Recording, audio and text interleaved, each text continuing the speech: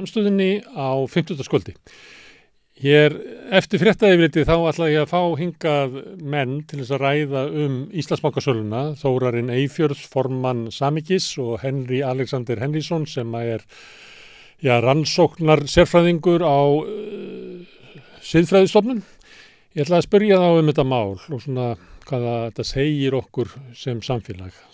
Það er margir sem spyrja sig að því núna getum við ekkert lært sem samfélag af því það er alltaf verið að tala, við ætlum að draga lærdóm að þessu og svo koma bara málin aftur og aftur. Það er eina spurningunum sem við ætlum að spyrja líka, hvort að við séum kannski bara gerspilt samfélag.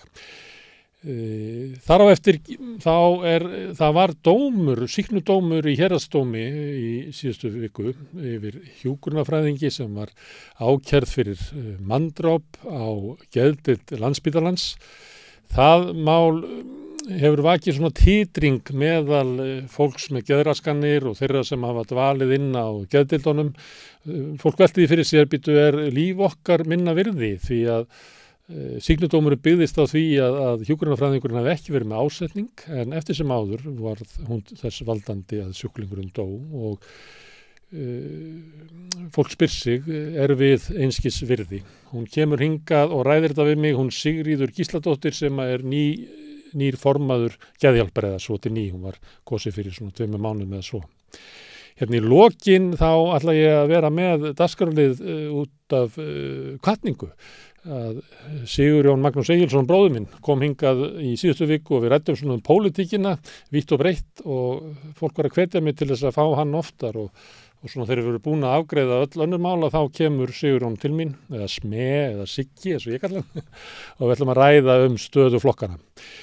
Ég ætla að vekja athygli á morgun á dagskrá samstöðunar á morgun. Þá verður Sanna Reykjavík á dagskrá. Það er líka vikuskammturinn þar sem við förum yfir fréttir vikunar með góðum hópi fólks og svo verður rauður raunveruleiki þar sem er viðtal við Gideon Levi sem er stjörnublaðamaður frá Ísrael, stór kanóna þar.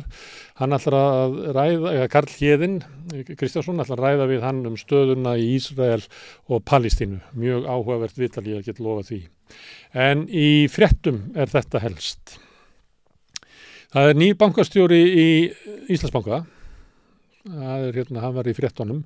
Hann segir í einhverju fyrirsögn hans komið til að vera og vill endurheimta traust. Við spiluðum upptöku af vitnaleiðslu í landsdómi yfir Geir Haarde í gær og sögðum fréttir af því á samstöðunni, hvernig ykkur að kíkja á það. Það sem hann, nýji bankastjórinn, að lýsa alveg ótrúlegum verknaði, þar sem að menn horfa fram á það að Glitnir bara að falla, það vantar peninga, það er fullt af lánum sem að þeir geta ekki losa sig við vegna þess að þau eru verðlaus, það vantar peninga, þannig að þeir fá ráðleggingar það að taka þessi svona hálf úldnu lán og setja það inn í nýtt félag, fá viðurkenningu matsfyrirtækjanna á lánshæfi þeirra fyrirtækja sem að gefa svo út skuldabréf og svo fara þau með skuldabréfin og hlaupa með þau til Seðlabankans í Evrópu og fá þar út pening fyrir eitthvað sem er raunverulega verðlaust. Og það er ævintýrlegt að hlusta á þetta, hvet ykkur til að fara inn á samstöðuna og lesa fréttina og hlusta á nýja bankastjórann, hvernig hann lýsir því hvernig heimurinn er inn í bönkunum. En að því að hann segist alltaf að hann sé kominn til að vera, að þá er önnur frétt sem er komin í dag að þingmenn VG eða einhverjir af þeim telja að það verði að skipta út nýrri stjórn, það verði að skipta út stjórninni í Íslandsbanka og kjósa nýja stjórn og sú stjórn verður að velja bankastjóra. Það er að stjórnin sem er þarna núna, hún hafi ekki traust og það sé ekki hennar að velja því hver vera bankastjóri. Því að bankastjórin hefur mikil völd, eins og við komum fram, að þá getur stjórnin reki bankastjóran en bankastjórin hann ræður og rekur alla í bankunum og þar með talið þá sem að brutu af sér þegar þeir voru að selja í bankunum. Og ein ástæðan fyrir þessu kannski að VG að benda á þetta, ég veit ekki hvort að það var, en það má benda, ég hef með gamla fréttina, að Ari Danielsson sem er í bankastjórninni, þetta er gömul frétt, hann er gamall starfsmaður Glitnis eins og núverandi bankastjóri og þarna eru fréttir af því að hann er að fá afskriðar 300 milljónir króna út af einhverju svona gerfi fyrirtæki sem að margir af þessum bankamönnum voru með út í heimi. Þetta minnir að Ari hafi verið með sitt fyrirtæki út í Luxemburg, en Það er spurning hvort að við sem þjóð sem að fengu bankana yfir okkur hér fyrir stuttu síðan getum haft þá undir stjórn þeirra manna sem að felldu þá og þannig að þeir hrundu yfir okkur og sem hafði gríðarlega afleiðingar á íslenskt samfélag. Það er aldrei oft sagt, stundum að vera að hæðast að því að fólk að segja að hér var hrun. Málið var að þetta hrun féll yfir þjóðina og féll svo illa yfir margar fjölskyldur. Ég hugsa svona 10.000 fjölskyldur á lágmarki sem enn hafi ekki náð sér. Því að þeir sem að mistu íbúðir sínar í hruninu og hafa síðan hrökklast á leigumarkaði að það er fjárhagslegir erfiðleikar sem ekki bara lenda á fólkinu heldur börnunum þeirra, leggja heilu fjölskyldunar í erfiðleika. Þetta þekkir Ragnar Þór Ingólfsson sem var í hagsmunasamtökum heimilanna eftir hrun sem var að berjast fyrir berjast fyrir réttlæti fyrir fólki sem var að missa íbúðina sínar. VR samþykkti á stjórnarfundi að hætta öllum viðskiptum við Íslandsbanka ef stjórnin axlar ekki ábyrgð sem að þýðir líklega að stjórnin verði að fara. VR er með milljarða þarna inni því að verkefnisfélagin eiga sjúkrasjóði, þau eiga félagssjóði, þau eiga verkfallssjóði og alls konar sem hafa geymt. Við munum það kannski að fyrir 3 árum að þá dró Efling sína peninga út úr Gamma út af svipum ástæðum, þá var Gamma að ganga fram að þjóðinni og þá dró Efling sitt fé. Ég ætla að lesa aðeins úr yfirlýsingunni hjá VR svo við fáum svona tónin hvað þau eru að segja. Það er brot Íslandsbanka við sölumeðferð á eignarhlut ríkisins í bankanum eru með öllu óásættanleg. Orð eru ekki nóg og það dugar ekki að fórna bankastjórunum og halda svo áfram á sömu braut. Stjórn VR mótmælir því að einstaklingar geti gerst brotlegir við lög og reglur en þurfi ekki að bera af því kostnaðinn heldur séu himinn-háir reikningar sendir í formi sekta á fyrirtæki sem neytendur greiða á endanum. Þetta segir í yfirlýsingu VR. Önnur frétt tengt þessu Kvika ákvað að slíta samrunaviðræðum við Íslandsbanka. Kannski var það sjálfgefið því að líklega er bankastjórinn sem voru að semja við og stjórnin sem voru að semja við að fara og erfitt að sjá fyrir sér hvernig framhald getur verið að þessu. Þetta er svolítið kostulegt því að það sem að kemur í ljós með Íslandsbanka er að þetta er svona ævintýramennska sem er þarna á gólfinu þegar verið að selja hluti í bankanum en Kvika er náttúrulega samansafn af svona alls konar sjoppum, þarna inni er Gamma og alls konar smá fyrirtæki sem að hafa verið einmitt með svona verið djarfir á fjármálamarkaði. Það er ekki þannig að Kvika sé hinn trausti gamli banki sem að blöskra hvað litlu mennirnir eru að gera á markaði. Þetta er eiginlega öfugt, svolítið kostulegt. Það er varðandi hver ber ábyrgðina, þá munið það kannski að Páll Magnússon, hann talaði gegn þessu útboði strax og hann talaði að hann hefði heyrt í mönnum sem hefðu sagt að þeir ætla að taka snúning á þessu, að þeim hefðu hringt í þá miðju kvöldi, þeim boðið að kaupa hlutabréf í Íslandsbanka á algjöru spottprís sem þú getur bara geymt í 1 eða 2 daga og svo kassað inn mikinn hagnað. Páll talar að það sé alveg hvellskýrt hver beri ábyrgðin á þessu og ég veit ekki hvort ég bara að lesa það sem hann segir ef við fáum kannski myndina af honum upp svo að þið þurfi ekki að horfa á mig að lesa. Hann segir meðal annars í fréttinni, hann segir þetta er þannig að Alþingi fyrir hönd þjóðarinnar felur fjármálaráðherra í lögum að framkvæma þessa sölu. Hann hefur endanlega ákvörðunarvald á söluferlinu og þar sem endanlega ákvörðunarvaldi liggur, þar liggur líka hinn endanlega ábyrgð. Þetta finnst nú kannski flestum vera ljóst og þetta hefur stjórnarandstaðan og margir verið að benda á að þegar Alþingi veitir heimild til að selja ríkiseign sem er hlutur ríkisins í Íslandsbanka, þá er fjármálaráðherra farið að gera það. Bankasýslunum var ekki farið að gera það, Íslandsbanka var ekki farið að gera það. Þannig að gagnvart almenningi að þá er sá sem að ber ábyrgð á sölunni er fjármálaráðherra. Þetta er Páll að segja, Páll er inn í Sjálfstæðisflokknum. Ég veit ekki hvort að hann sé svona dæmi grasrótina þar inni því að hann er búinn að vera ergilegur gagnvart forystunni, meira sem meðan hann var á þingi, hann var ergilegur yfir að fá ekki að vera ráðherra og hann var í uppreist gegn Sjálfstæðisflokknum í Vestmannaeyjum. Hann er núna formaður bæjarstjórnar þar fyrir klofningsframboð út úr Sjálfstæðisflokknum. En eftir sem áður þá eru margir inn í Sjálfstæðisflokknum sem að eru svona sama sinnis og Páll og það sem að Páll er að segja það er endurómur af því sem að margir tala í Sjálfstæðisflokknum. Sjálfstæðismenn eru dauðleiðir á því að hvert sem þeir fara, ef þeir eru að fara í fermingavislu eða í kaffitíman að þurfa alltaf að vera að verja Bjarna Benediktsson. Ég held að þeim líf bara eins og fólk oft sem að styður okkur á flokka vil mjög frekar tala hugmyndir og stefnu heldur að vera sífellt að verja forystufólkið. En það er svona, það gengur mikið á í ríkisstjórninni og ekki síst í Sjálfstæðisflokknum sem að vill svona ýta undir möguleikann á því að geta jafnvel sprengt ríkisstjórnarsamstarfið. Jón Gunnarsson er náttúrulega kannski sérkapituli, hann fór ósáttur út úr dómsmálaráðuneytinu og hann hefur kennt VG það, að VG hafi eyðilagt mörg mál fyrir sér og hann talar svolítið að það sé eiginlega komin nóg af þessu stjórnarsamstarfi, að Sjálfstæðisflokkurinn get ekki unað við það lengur að vera með VG sem að eyðilöggu fyrir þeim mál og það sem að þetta kristast núna eru hvalamálið og Jón sagði í útvarpinu í morgun að hann vildi nú ekki vera að sprengja ríkisstjórninni í beinni útsetningu eins og hann væri eiginlega til í að gera það bara strax á eftir. Herðu, en það er annað fréttamál sem var svolítið stórt í dag sem tengdist Kristrúnu Frostadóttur. Það komu fréttir af því að hún hafi greitt aukalega vegna tilmæla frá skattinum held ég að vera orðað 25 milljónir vegna 100 milljón króna hagnaðar sem að hún fekk með því að kaupa og selja hlutabréf í Kvikubanka.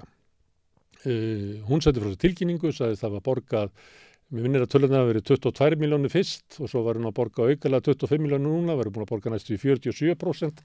Þetta þýðir það að bankin hefur hafnað í að þetta væri fjármagnstekjur, heldur væri þetta bara hreina launatekjur. Að hún hefði fengið þess að hlut í Kvikubanka á ódýru verði sem að væri hægt að bara líta framhjá, þetta var ekki raunverulega fjárfesting, þetta voru bara laun. Það sem er athyglisverð í þessu að ég er með gamla frétt þarna á skjánum núna sem er frétt frá Viðskiptablaðinu sem birtist bara rétt fyrir kosningar. Ég veit ekki hvort þið munið þetta en Viðskiptablaðið birti þessa frétt og Moggi tók þetta upp og það sem var verið að segja að Kristrún væri til rannsóknar. Að kauprétta samningar hennar í Kvikubanka ásamt öðrum starfsmannabanka svo verið til rannsóknar hjá skattinum. Og Kristrún neitaði þessu og lét ekki ná í sig þarna alveg fram til kosninga og allir þessi PR-kallar sem er alltaf í svona umræðu þáttum hafa verið að tala um að þetta hafi nú ekki verið vel að verki staði á henni, þetta hafi bent til þess að hún væri svona byrjandi í þessu og hún myndi læra af þessu og við rekna með þið munið þetta. En það málið er að á þeim tíma að ef ég er með aðra gamla fréttirna, ef við fáum hann á skjáinn og það sem að Kristrún segir, ef við fáum hann aðeins stærri að því að lesa þess, það sem að ég fekk ekki krónu í kaupaukageislu, segir hún, sem að eiginlega passar illa við það sem að er að koma í ljós núna því að skattur virðist hafa skilgreind þessar greiðslur eða þessi viðskipti með hlutabréfin sem eins konar laun. Og það sem hún segir í þessari frétt, ef ég má lesa, mín kaup eru ekki til rannsóknar, þessi fjárfesting né ég. Þetta hefur nákvæmlega ekkert með mig að gera. Ég hef borgað mína skatta af þessari fjárfestingu sem ég borgaði fyrir og er í raun ekki í stöðu til að ákvarða hversu mikla skatta ég greiði af því, segir hún. En meðan við frétti dagsins í dag að þá er þetta ekki rétt hjá henni því að það kom eitthvað svona endurálæring í kjölfari á þessu rannsókn sem að Viðskiptablaðið birti á sínu tíma sem að leiddi til þess að hún borgaði aukalega 25 milljónir. Herðu, svo er náttúrulega frétt sem að kom í vikunni fyrir ekki gærkvöldið heldur kvöldið þar áður hjá RÚV uppboðið í Reykjanesbæ.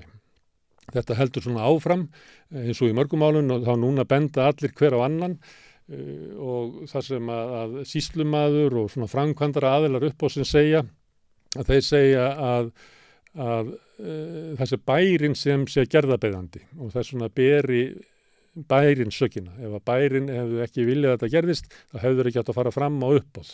Bærinn segir hins vegar, já, við vorum ekki að fylgjast með þessu, við erum að innheimtuferli eitthvað út í bæ, við erum búin að útvista eitthvað út í bæ og þetta bara fefur sinn gang og svona computer say no. Þannig að bærinn segir að það verið eitthvað computer, eitthvað svona vinnuferli í bænum sem að innheimtu fyrirtæki eitthvað út í bæ sem að var þess valdandi að eignin fór á uppboð.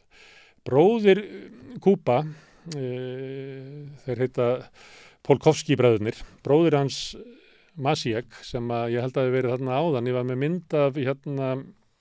mynd af Facebook-færslu sem að þessi fréttir úr. Hann skrifaði og það sem við langar aðeins að fjalla það vegna þess að það gerist oft þegar svona fréttir í gangi að þá birtist hópur af fólki sem ætlar að segja okkur að raunverulega sé brotaþolinn eða þolandinn í einhverjum málum, hann sé ekki góðu pappir og bróðir hans Kuba, Maciek, hann skrifar, nú verð ég bara að skrifa eitthvað því að ég fæ illt í hjarta að lesa öll þessi skítakomment bróður minn. Fyrir 10 árum veiktist bróður minn eftir alvarleg læknamistök. Með tímanum því eldri sem hann varð, því meira þunglindur varðan og byrjaði í neyslu 19 ára gamall. Hann byrjaði að hanga með fólki sem kemur honum meira og meira inn í eiturlyfja heiminn, en þegar hann lendir í öllu þessu vesinni, verður hann einn eftir og allir svokallaði vinir láta sig hverfa.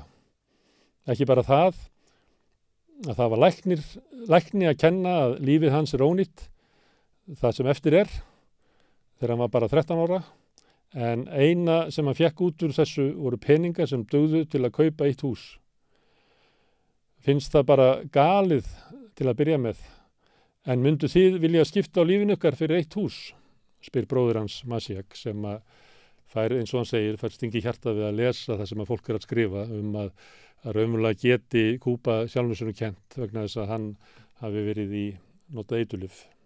Og þetta ekkert einstæmi í íslensku fjölmiðlum að það svona ráðist á þá sem í fréttum, þar sem kemur eitthvað fólk sem að segja já, þetta nú flóknara heldur en það og það margt sem að þessum Kuba og kannski á hann bara skilið að húsið sé tekið á hann og fyrir eitthvað 3 milljóna króna skuld.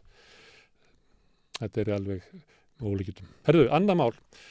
Gengi Alvotech ekki lægra í 7 mánuði séð fréttir dagsins. Það kom í nótt fréttum því að lyfjaeftirlitið í Bandaríkjunum ætlar ekki að veita þeim leyfi. Þetta annað skipti sem Alvotech fer fram á leyfi fyrir líftæknilyf og allt business model þeirra eiginlega byggt upp á því að fá leyfi inn á Bandaríkjamarkað því að Bandaríkjamarkað svo stór lyfjamarkaður að þó svo að þessu komið með leyfi á Íslandi og Þýskalandi og hingað og þangað og Evrópu að þá dugar það ekki til þess að borga hana kostnað. Við sjáum það þegar eru koma uppgjör frá fyrirtækinu. Þeir voru með 40 milljarða tap á fyrstu 3 mánuðum þessa árs. Þannig að þetta fyrirtæki þarf að vera gríðarlega peninga til þess að halda þessu á floti og það að þau komist ekki inn á Bandaríkjamarkað kippir eiginlega fótunum undan. Það voru fréttir af því að Róbert Wessman ætlar að leggja til úr eigin vasa, ég minn ekki, var ekki 13 milljarðar eða var það 14 milljarðar, rúmir 13 eða tæpi 14 milljarðar sem hann ætlar svona að taka til, fann þá í vösunum til þess að halda þessu gangandi, ótrúlega ríkur maður en Róbert. En það sem að vantar eiginlega í þess að fréttir, af hverju fáðu ekki leyfi? Af hverju koma svona einhverja athugasemdir að það sé eitthvað að starfsemin í Reykjavík, að það sé ekki alveg nógu gott hjá þeim? Ég með kenningu. Það ópíóðafaraldur í Bandaríkjunum sem hefur kostað tugþúsundir manna líf, bara hryllilegt ástand í Bandaríkjunum. Og það byggt á markaðssetningu lyfjafyrirtækja sem að keyrðu raunverulega ópíóðalyf yfir bandarískt samfélag og það var valdið stórkostlegum skaða. Þegar það birtu listi yfir hverju bera ábyrgð á ópíóðafaraldrinum í Bandaríkjunum, þá það náttúrulega oftast bara svona stuttulisti, en þegar lengri listin birtir þá Róbert Wessman á honum, því hann var að vinna hjá hvað heitir það aftur, lyfjafyrirtæki í Hafnarfirðinum, Actavis, hann var að vinna hjá Actavis þegar Björgúlfur Thor átti það og átti eitthvað hluti í því og Actavis var eiginlega fyrsta samheitalyfjafyrirtæki sem að tók þessi ópíóðalyf og keyrðu yfir Bandaríkin. Þannig að mig grunar og þannig hegða oft stofnanir í Bandaríkjunum sér að ef þú ert á okkur svona lista, ef þú ert ekki þú getur bara verið á svörtu lista og þá bara færð ekki leyfið og þið tefja það, en það enginn í lyfjastofnun Bandaríkjanna sem ætlar að lenda á forsíðum blaðanna fyrir það að hafa veitt einhverja sérstaka fyrirgreiðslu til einhvers manns sem var einn af þeim sem ber ábyrgð á ópíóðafaraldrinum í Bandaríkjunum. Þetta mín kenning. Annað sem ég ætla bara í lokin að einfrétt að Húsnæðis- og mannvirkjastofnun sendi frá sér mánaðarskýrslu og þar kemur fram að það svo misvísandi fréttir að þessu nefnilega. Einhvers staðar heyrði ég það að framboðið var aukast, en framboðið ekkert að aukast. framboð að aukast í þeim skilningi að íbúðirnar seljast ekki og þegar íbúðirnar seljast ekki að þá verður hérna fleiri íbúð til sölu og listanum á fasteignasölunum. Það bætist þess að alltaf eitthvað inn en það verður hægar út þannig að það sem að þýðir raunverulega það eru færri og færri sem eiga efni á að kaupa og ástæðan fyrir að fólk á ekki efni á að kaupa er það að vextirnir hafa hækkað og að það er búið að þrengja að greiðslumatinu þannig að það eru færri og færri sem að sleppa þar í gegn. Þannig að ég skrifaði þetta inn á Samstöðuna, það getur farið og skoða þetta, ég var að taka dæmi af hvernig svona markaðsbrestur það var, við getum ímyndað okkur þetta sem matvörubúð og það er mikil eftirspurn eftir mat og það er ekki nógu mikið framleitt þannig að verðið hækkar og þegar verðið hækkar þá er aukin verðbólga og stjórnvöldur líst ekki á það er alltaf mikil verðbólga í landinu þannig við verum eiginlega að stoppa þetta ástand þannig í matvörubúðinni. Og það þýðir ekkert að hvetja þá sem er að framleiða meira því að þeir fara að framleiða temmilega nógu mikið til þess að halda upp í háaverðinu. Ef þau myndu framleiða meira þá myndu það lækka verðið. Það er betra fyrir þá, hugsa þeir, að framleiða lítið og fá mikið fyrir það heldur en að framleiða meira og fá minna fyrir það. Ég græði bara meira á því að framleiða lítið, segja þeir. Þannig það vantar matinn í búðina og verðið hækkar og þá koma stjórnvöld og segja, við verðum eiginlega að stoppa þessar verðhækkanir í búðinni. Við verðum að setja eiginlega mörk á því að það fær enginn að fara inn í búðina nema þeir sem eiga mikið pening. Þannig að þeir sem að, eiga ekki nógu mikið pening, að þeir verða bara að fara heim og svo gengur það ekki. Þannig að það hækkar alltaf mörkin á því að fá að fara inn í búðina. Og það er leiðin til þess að lækka mögulega verðið. Það er nú verið færri inn í búðinni og mögulega lækka verðið vegna þess að minni eftirspurn eftir vörunum sem þeir eru inni. En fólkið sem var í biðröðinni, og þess vegna var ég með mynd af biðröðinni fyrir utan matvörubúðir í Sovjetana, íslenska stefnan er svo að taka fólki sem er í biðröðinni að bíða eftir vörunni og flytja eitthvað annað og við vitum alveg hvað er gert þetta fólk. Það er hrakið í burtu frá búðardyrunum og sagt að fara út í gúlag leigumarkaðarins. Og í gúlag leigumarkaðarins er þannig að það er ríka fólki sem á efni að fara inn í búðina og kaupa matinn. Það fer með matinni og selur það stykki fyrir stykki á miklu hærra verði til þeirra sem ekki hafa efni að fara inn í búðina. Þetta er lausn íslenskra stjórnvalda við húsnæðisvandanum. Vegna þess að eina sem þau sjá, eina vandamál er ekki það að fólki vanti húsnæði, að fólk sé að líða bara vonda tíð, ömurlega tíð á leigumarkaði, heldur líta þau að vandinn er sá að þetta ýtir upp verðbólgunni og það er vandamál. Og þess vegna ætlaði bara að fástu mælinn á verðbólgunni en ekki leysa vandamálið. Þetta var nú fréttaskýring í lokin en við ætlum að enda á fréttaskýringu götunar. Hann Karl Héðinn Kristjánsson, hann fór út á götu og hann ræddi við fólk um helvítis verðbólguna og blessaði ríkisstjórnina eftir augnablik. Já, Samstöðin hafi talið að vegfarandum við Bónus í Skipholti og spurði út í verðbólguna og aðeins út í ríkisstjórnina. Þetta var að fara. Ég var að kaupa fisk núna. Það er svona rúmar 2 máltíðir. Fyrir 7.000 krónur. Mikill munur frá því fyrra, finnur það? Já, þetta er rosalega munur. Já, ég veit ekki alveg hvernig þetta endar. Við með unga stráka og þeir er ekkert að ná að festa sér íbúð eða neitt sko. Það er mjög erfitt þegar það mátt ekki borga meira en 40% ráðstöfunartekjum í afborgun. Þetta er ekki hægt. Finnst þér ríkisstjórnin verið að gera nóg til að mæta ástandinu? Nei, ég er alfarið á móti þessari ríkisstjórn. Ég er alveg búin að hafa mig upp satta. Mér finnst núna mér finnst að fjármálaráðherra ætti hiklaust að víkja. Þetta er rosalega spilling í þessu þjóðfélagi. En þetta fólk er ekkert annað en að ferðast. Bara að fljúga og menga. Það er svolítið þannig. Svo er hinn bara að sitja heima. Finnst þér ríkisstjórnin verið að gera nóg til að mæta ástandinu? Nei, mér finnst það ekki. Mér finnst þetta bara alveg furðulegt að þið skuli geta bara, hent milljörðum í þennan fundundaginn og einhver flottrafið sáttur og allir. Svo spyr maður sjálf, hverju fengu að kaupa þessa áttibíla og hvað kostuðu þeir? Sérðu fram á að geta einhvern tímann tekið lán þó þú náður að safna þig mikið? Ertu af því að þú mátt ekki borga meira en 40% af ráðstöfunartekjunum í lánið? Já, líka náttúrulega fyrsta lánið sem þú tekur má ekki vera óverðtryggt, þannig að ég ángriðs skil ekki alveg hvernig ég á að, Engin leið út? Nei. Ertu ánægð með ríkisstjórnina? Nei. Íslandsbanka dæmi smá svona í bylli. Finnst þér vera spilling hérna? Já, ég pæli samt ekkert, ég er ekkert að fylgjast mikið með þessu, það truflar mann bara, Ég get ekki stjórnað neinu, þannig að, já. Finnst þér að Bjarni Ben, fjármálaráðherrann, beri ábyrgð á sölunni og hann að gera eitthvað í því? Já, en hann munur aldrei gera neitt í því. af því þetta er Ísland og það gerist aldrei neitt. Við erum alltaf að kjósa nýja ríkisstjórn aftur og aftur og aftur en það breytist aldrei neitt, þannig að þú veist, já. Finnst þú að hafa minna á milli handana núna eða bara svipað? Bara svipað svona, held ég. Ertu ánægð með ríkisstjórnina, hvernig hún að taka á ástandinu? Ég nú ekki að taka á ástandinu, held ég. Ég held ekki. Ég hef búin að fá þetta áður frá fólki. Nei, hún bara í einhverjum leik, sko, held ég. Finnst þér þú að hafa minna á milli handana? Er erfiðara efnahagslega þessa dagana? Það er mjög erfitt til að kaupa. Svo síðastu tími sem ég fyrst kaum bónus, eitthvað Doritos kostaði 190 krónur en núna það er 300. Ertu ánægð með ríkisstjórnina og hvernig hún að taka á ástandinu? Ég vil helst ekki ræða það einu sinni og ég hef ekki séð það ennþá hún hafi tekið á neinu. Engar raunhæfar aðgerðir svona? Engar aðgerðir. Ertu að borga húsnæðislán eða ertu að leigja? Finnur þú fyrir hækkandi afborgunum? Nei, ég bara sem betur fyrir skuldi ekki neitt, sko. Veitnaði um hefnu? Ég veit ekki, bara kannski orðinn gamall, en ég vildi ekki vera ungur í dag allan með þetta dót á bankinu, það var hækkað helming og allt helming. Ég held að það verði bara tekið einu sinni enn í þvottavélina, krónu þvottavélina og liðið setta bara á hausinn, sko. Akkurat. Fyrst skiptið.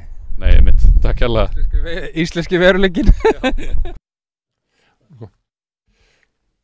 Já, heyrðu, nú að ræða Íslandsbankamálið sem allir að ræða og ég fengi hingað góða gesti. Þórarinn Eyfjörð, formaður Samíkis, velkomin. Takk. Og Henry Alexander Henriksson, heimspekingur, velkominir. Takk. Ég ætla að byrja á þér, kæri siðfræðingur, því að ég hugsa að margir séu svona að hugsa að því að við erum, kannski erum við eitthvað skrítin þjóð, að við erum náttúrulega lítil þjóð og stundum finnst manni það að hver Íslendingur svona telji sig vera að bera meiri ábyrgð á heildinni heldur en víða eitthvað annars staðar. En þegar eitthvað svona áfall gerist, að sumirleiti held ég að þessi skýrsla sé áfall, að þá finnst mér eins og svona skynjað hjá mörgum að svona tilfinningin er getum við aldrei lært? Ætlar þetta aldrei að skána hjá okkur? Þetta er alveg rétt hjá þér, sérstaklega þetta við okkur er rosalega tala við. Við öll þurfum alltaf að læra þessu, lærðum við ekki neitt alltaf. Man sérstaklega vel eftir þessu í kringum þegar við vorum að tala Namibíumálið og Samherjamálið. Þetta er náttúrulega bara eitt fyrirtæki og samt voru við öll einhvern veginn komin að bóla við þetta. Jú, sko, og einhver leið verða þannig að við búum til samfélagi, en það er náttúrulega mjög mismunandi ábyrgðin. Já, og það er mjög eðlilegt að tala svona, við lærðum ekki við öll erum einhvern veginn ábyrg í þessu. Auðvitað getum við lært og við höfum alltaf að því. Mér fannst til að svona skemmtilegasta svona dæmið sem hefur komið núna var forsætisráðherra í lok síðustu viku. Eða var ekki föstudaginn, hvort það var það sem hún sagði eitthvað þessa leið, við auðvitað erum búin að læra á þessu, þið hefðu ekki fengið svona skýrslu fyrir hrun.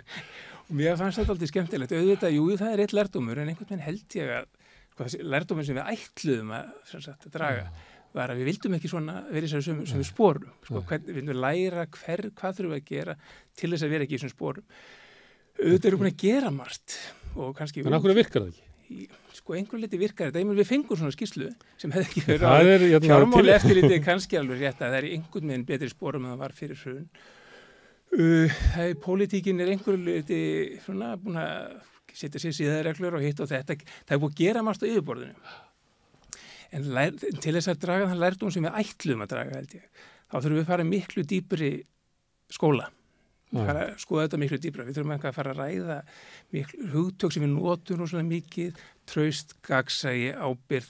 Það sem skilninguna sem hugtökum er hrikalega yfirborðskennt. Maður sér það bara í umræðinu og við sjáum það núna til dæmis hvað er ávoðalega. Fólk er ennþá erfitt að bera ábyrgð og skilja í hverju ábyrgð þeirra felst. Og ef við ætlum aldrei að taka þá umræðu, það er fínt að auka gagnsæi saman við kjörnafulltrúa, hagsmuna, skráningu, setja siðareglur og gera alls konar hluti sem við höfum gert. Það er gott að hafa almennilegt fjármálaeftirlit sem er skárra en það sem var áður og svo framvegis. En þegar það er ekki þessi skilningur og hlutverkum hjá kjörnafulltrúum, þá bara komumst við ekkert áfram. Og ég held að þetta mál sé algjörlega að draga það fram. Og við sjáum bara hvað umræðan er núna. Það er ekki eins og Birna hefur búin að stíga til hliðar. Það er ekki eins og bara allir segja, nú getum við bara andað, nú erum við vel sátt. Það er eitthvað, fólk er að kalla eftir allt annars konar ábyrgðarskilningi. Og hún alltaf hætti þó svona fljótt út af þessu hvernig viðbröðin eru. Já.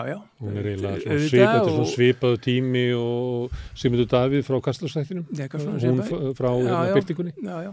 En þetta er samt svona að það er samt, sko, hafa allir á tilfinningunni eðlilega að svona, hún ætlaði ekkert að fara og sagði það í lok síðustu viku, nei, nú er ég bara að fara að vinna í þessu, en svo einhvern veginn svona hálfpartinn hrökklast hún frá og stjórnmálamenn kannski margir kjörði fullra, jafnvel ráð þegar voru svona æsti að losna við hana, fannst það bara hendaði þeim mjög vel, sko, að þá bara fyrst Kastljósið af okkur. Þannig að, en við vitum alveg og það maður finnur alveg í samfélaginu þetta er ekki það sem fólk var að kalla eftir þetta, jú, vissulega var skrítið að hafa hana áfram en þetta snerist ekki hennar hlutverk, það önnur hlutverk sem skipta miklu meira máli, sko.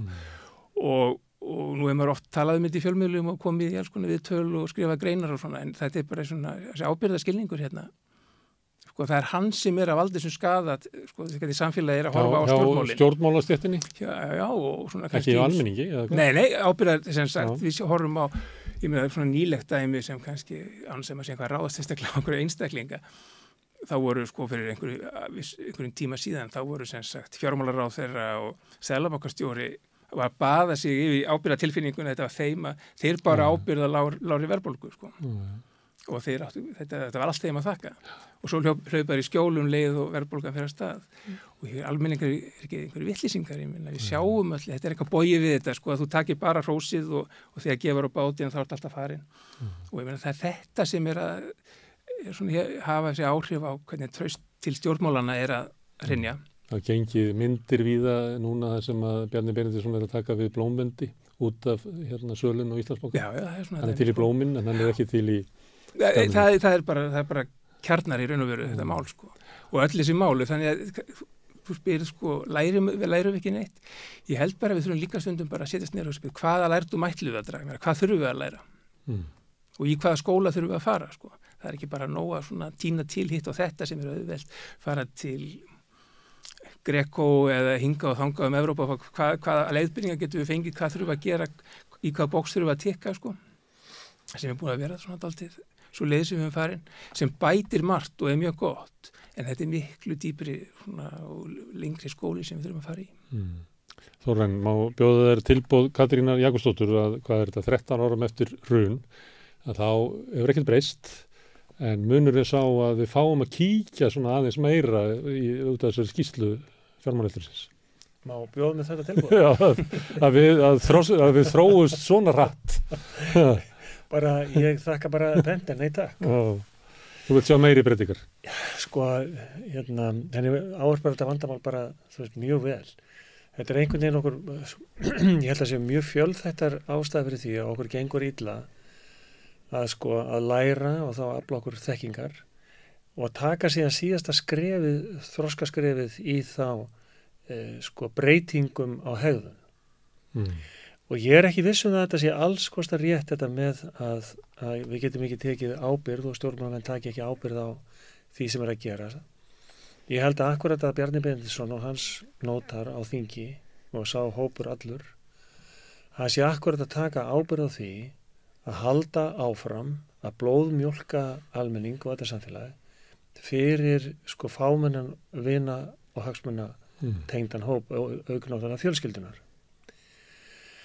Og það sem er eiginlega verst að sjá í þessu er það að meðleikari og svona dálítið klappstýra með honum eru Vinstri grænir sem að halda áfram að verja alla vitleysuna og delluna og fantaskapinn gagnvart almenningi sem kemur fram hjá þessum hagsmunahópi. Það er ágætt að rifja þau upp. Ég meina, mér stjórnum stundum hljóma svo gömul plata því þegar kemur einhverjum svona málum sem að nógur af. Að þá sé ég alltaf fyrirsögnina í fjölmiðlunum að þegar Styrmir Gunnarsson sagði þetta er ógeðslegt þjóðfélag. Og þar var maður að tala sem var einstu koppur í búri þessara hagsmuna elítu stjórnmála og fjármála og valdahópa sem sagði eitthvað á það að leiða þetta er ógeðslegt þjóðfélag, það er engin prinsip, það er engin ekkert siðferði, það er bara hagsmunagæslan. Og mér finnst að kóróna svo í þessu og því miður Því þegar maður spyr sig sko af hverju hefur ekki þjóðin bókstaflega gengið af göflunum eins og í hruninu sem hún gerði og hún gerði það vegna þess að menn sáu bara á eldhúsborðinu hjá sér að það var búið að sko skera það inn að beini og það var ekki fyrir þá sem að fólk fór út á götur og hérna lét virkilega í sér heyra eins og við áttum alltaf að gera. Á hverju gerum við þetta ekki? Ég eiginlega svona, ég verið að velta fyrir mig hvort það sé bara vegna þess að við erum svo fámenn þjóð bæði í erfiðu og mjög stóru landi og ætlum að halda upp í lífsgæðum sem að jafnast á það besta sem við þekkjum annars staðar. Og það krefst rosalega mikils tíma og við erum einhvern veginn, þjóðin þessi mjög stóra hluta þessi vinnu algar, við bara erum alltaf að búa eitthvað til, búa í haginn, ná í meira, halda utanum velmegunina og svo framvegis og gefum okkur ekki tíma til að staldra við. Þrátt fyrir allt menntunarstigið og þrátt fyrir góða háskóla, þrátt fyrir gagnrýna við skulum segja hugsun og þrátt fyrir ábendingar þeirra sem eru fróðir og svo framvegis að þá einhvern veginn stöldrum við ekki við og endur metum. Við bara höldum alltaf áfram. Og þegar þetta sko lærið við ekki neitt, nei, ef við mælum það í hvort að breytni okkar hefur breyst eftir skýrslu Alþingis eða rannsóknarnefndar þingsins og eftir allar góðar ábendingar sem hafa komið frá fjölmörgum að þá telur þessi hagsmunahópur, þessi elíta sem ennþá öðvöld og nota bene, það eru allir þeir sem að voru sko, syndu dýfst í súpunni, í sætsúpunni fyrir hrun, að þetta liður allt skriðu ofan í pottan aftur og ætlar að ná sér í sko ennþá meira. Þetta eru Kaupendur og Íslandsbanka? Sjálfsögðu, þau eru þar. Og það verður bent á Kvikubankann núna sem að miklum þroska tilkynntu það í dag, þeir hafa alltaf slíta viðræðum með samruna á Íslandsbanka sem að hefur náttúrulega verið sko skelfileg niðurstaða á síðustu 14 árum. Nema sko það bara þetta við einhvern veginn til engum okkur ekki nýjan lærdóm eða nýja reynslu og sjáum til þess að þetta lið sé bara að við vörnum því þau komist að kjötköllunum eins og þau hafa gert því miður og það enginn sem blæðir fyrir þetta nema bara almenningur og ef við tökum bara Íslandsbanka fyrri söluna og seinni söluna allir þeir 20 milljarðar sem búið að taka út úr bankanum og afhenda þessu peningaliði sem munu ávaksta þetta fé til framtíðar og fá að því ennþá meira hagnað heldur en þegar að þetta allt hagnað sem hefði getað farið í samfélagsresturinn að því við eigum innan banka eða áttum þennan banka og á einhverju 10 ára tímabili þá hefði sko verið margfaldur hagnaður inn í samfélagi bara við að eiga þetta áfram og það svo blóðugt að þessar gjafir til þessa fólks, til þessa hópa sé með þessum hætti. En ég held að Bjarni Benediktsson akkurat að kannastu ábyrgð sína gagnvart þeim sem hann að þjóna. Ég held að sé bara þannig. Hann telur að vera hlutur sitt að losa almenning undan þeirri byrði að eiga hennar banka og flytja hann til enga. Já, og almenningur og óskaplega þakklátur fyrir það. Þórarinn að lýsa því að það voru ekki mistök gerð. Hann eiginlega að segja það. Þetta var planið. Mistök voru það bara að þetta fréttist. Já, öruglega sko, en þetta er alveg rétt sem hann að segja því að einhverju leiti sko að því að þú ert með mismunandi hlutverk sko og þessi ábyrgðin sem ég að tala hérna náttúrulega einn pólitíska ábyrgð sko eða þetta accountability gagnvart kjósendum og svo framvegis, það það sem vantar alltaf upp á en auðvitað náttúrulega finnur fólk til ábyrgðar gagnvart sínum til dæmis stuðningsmönnum og sínu fjölskyldu og annara og sett upplifið náttúrulega það hlutverk þannig að ég þarf að sinna þessu hlutverki og ég ber ábyrgð á því og ég ætla að sinna það vissulega þannig ábyrgð til staðar alveg augljóslega. Þannig að já, við spurningum. Hvort það hafi verið mistök. Ef þetta í huga að þú ert að segja þetta, þá ógleymanleg setning sem að Cornel West sagði Obama og hann var að gagnrýna hann. Og hann sagði að fyrir kosningar þá sneri Obama sér að almenningi og gaf honum von. Leiðu var búið að kjósa og snera sér að sínu kjördæmi sem Wall Street og þjónaði þeim. Þannig það að þú ert að tala mismunandi hlutur. Já, ég meina það þetta sem það náttúrulega, það er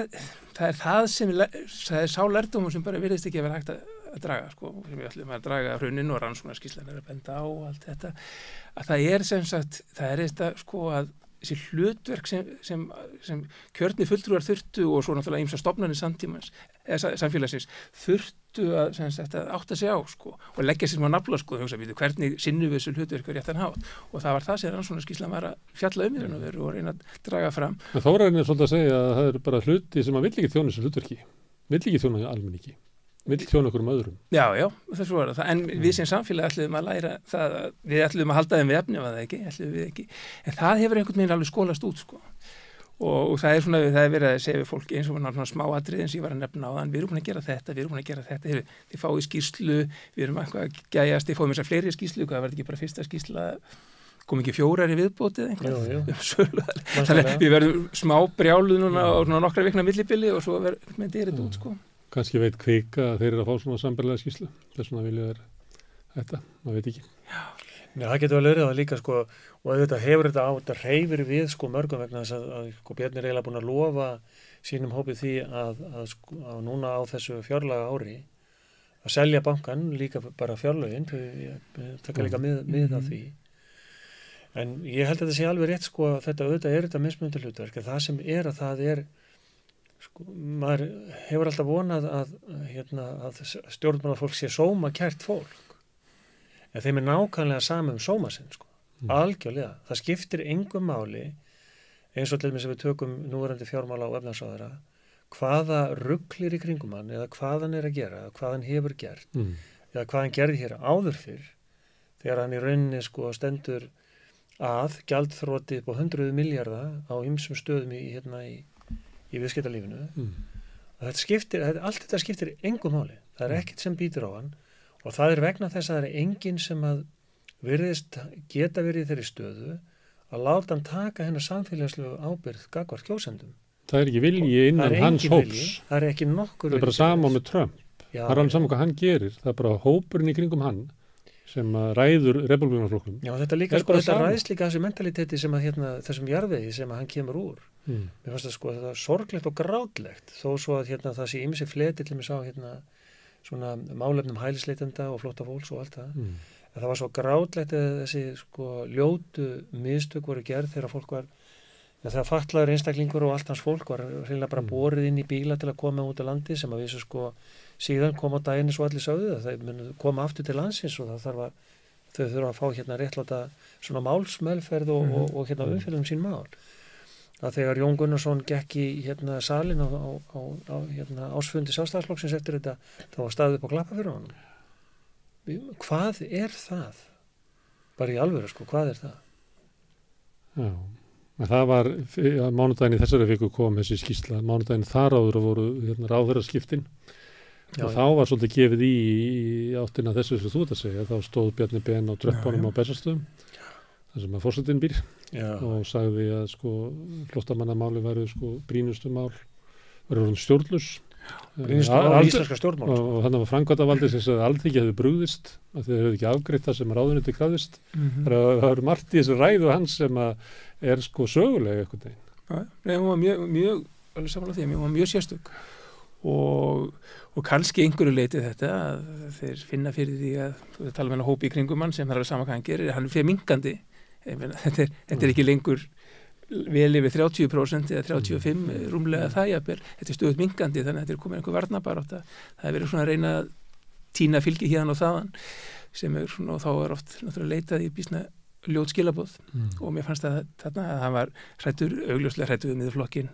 Nú er ég komin einhverja stjórnmálaskýringar sem er það alls ekki mitt fag en það er samt að það er augljóslega eitthvað svona sem er í gangi þarna og við munum sjá meira þessu en það er alltaf alveg rétt að það er alltaf hópur sem það er alveg sama hvað þú gerir, þú getur leitað í skjól og þess vegna kannski ertu ekki að hugsa hlutverki sem þú gegnir raun og veru sem ráðherra eldur, þú getur alltaf að fara í skjóli þinn hóp en kannski núna því að hópurinn fer stöðugt minkandi að skjóli verður stöðugt minna.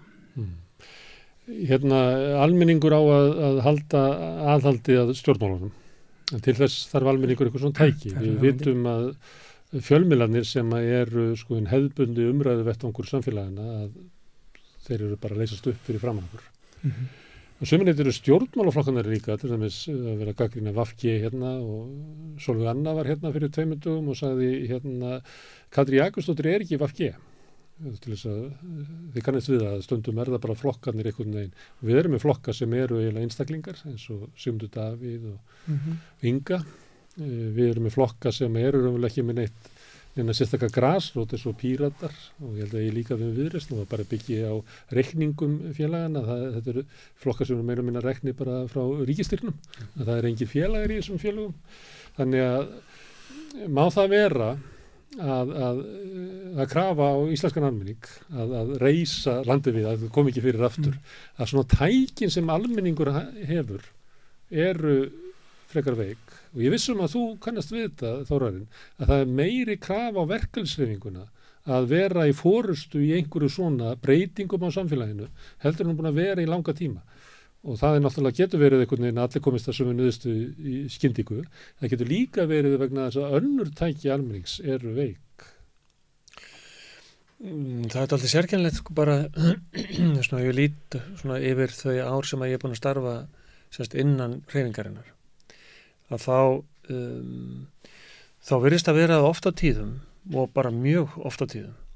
Að þá verðist sko stéttarfélagið ef að sem er góð vitund sem ég held að sé oft hjá fólki sem stéttarfélagið sitt að þá er það í sumum tilfellum síðasta skjól í einhverjum erfileikum sem einstaklingarnir eiga í og leita stuðningi sem að ekki kannski bara hvað varandi túlkun kjarasamninga eða í svona verri réttindi og slíkt heldur eru svona að leita ráða bara í rauninni svolítið allt mögulegt.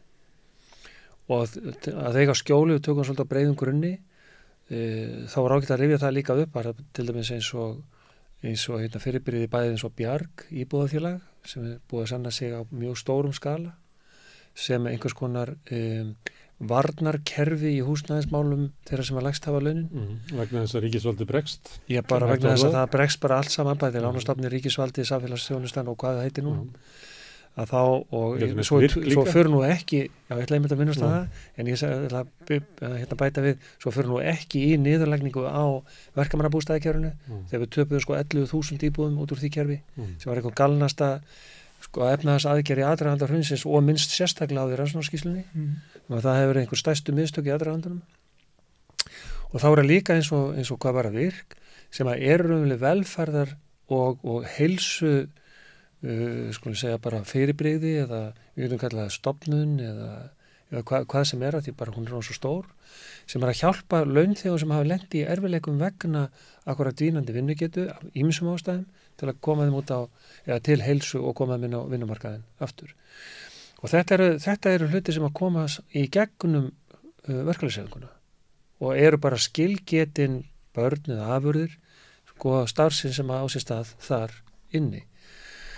Og það er, hvað var það sko gagnrýni, sko opinbera gagnrýni og ábendingar svona í hennum, hvað ég segja, á hennar samfélagslega brotalamir, að þá er orðið sko gríðarlega stór hluti af akkurat þessum hagsmuna, hvað segja, apparutum, hagsmuna kerfum sem að stéttarfélögin eru, þar sem að þau eru að beita sér akkurat á þeim vettvangi. Þess að það verður að heyrast frá einhverjum. Og ég held að hluta til kannski að þá er þessi alltumlíkjandi miðlun sem er samansett bæði á ruglu og þvælu og alvöru og einhver innihaldi, það er allt þar á milli, að áreitið er orðið svo skuggalega mikið að maður færa svona að hugsa sko býtu nú við, er mögulegt fyrir okkur að vinna úr öllu þessu áreitið þannig að niðurstaðan hjá okkur verði af einhverju skynsemi og af einhverju svona þokkalegri mannúð. Það er svona, maður velti vöngu sko á hvaða leiður. Þú þess að þetta krista vit út úr vitleysni.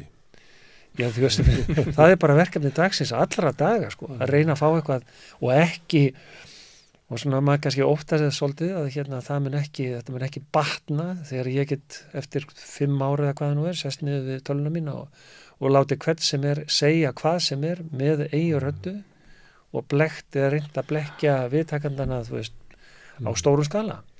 Þetta er svona, við erum ásvöldið varhugaverðin tím held ég, við erum passakur. Voru vand okkur. En Henry, er það ekki þannig að gott samfélag, að þá þarf allur almenningur að vera virkur við þáttakandi. Og hann þarf að hafa ykkur að farveg fyrir virkni sína. Það má ekki vera þannig að sest bara niður á Facebook og setur sko reyðakallinn á okkur að komment. Það verður að vera eitthvað svona til þess að starfa. Þetta alveg því að við vorum að tala lærdóminn og getum ekkert lært og allt þetta. Ég meina, við getum ekkert lært ef við höfum ekki stofnanir til þess. Og þetta var alveg, kom líka vel fram í rannsóknarskýrslunni. Þú nefndir tvær svona stofnanir í samfélaginu sem eru mikilvægar, fjölmiðlar augljóslega, sem eru bara, við erum verstödd með fjölmiðlar líku við heldur en fyrir hrun og það er náttúrulega alveg augljóst að það er ennþá erfiðar að komast þangað sem einhver langað að komast eftir hrun eða svona draga lærdóma af skýrslunni með þetta fjölmiðlaumhverfi sem núna og svo er hitt líka áhugavert sem hún nefnir sem eru stjórnmálaflokkar sem hafa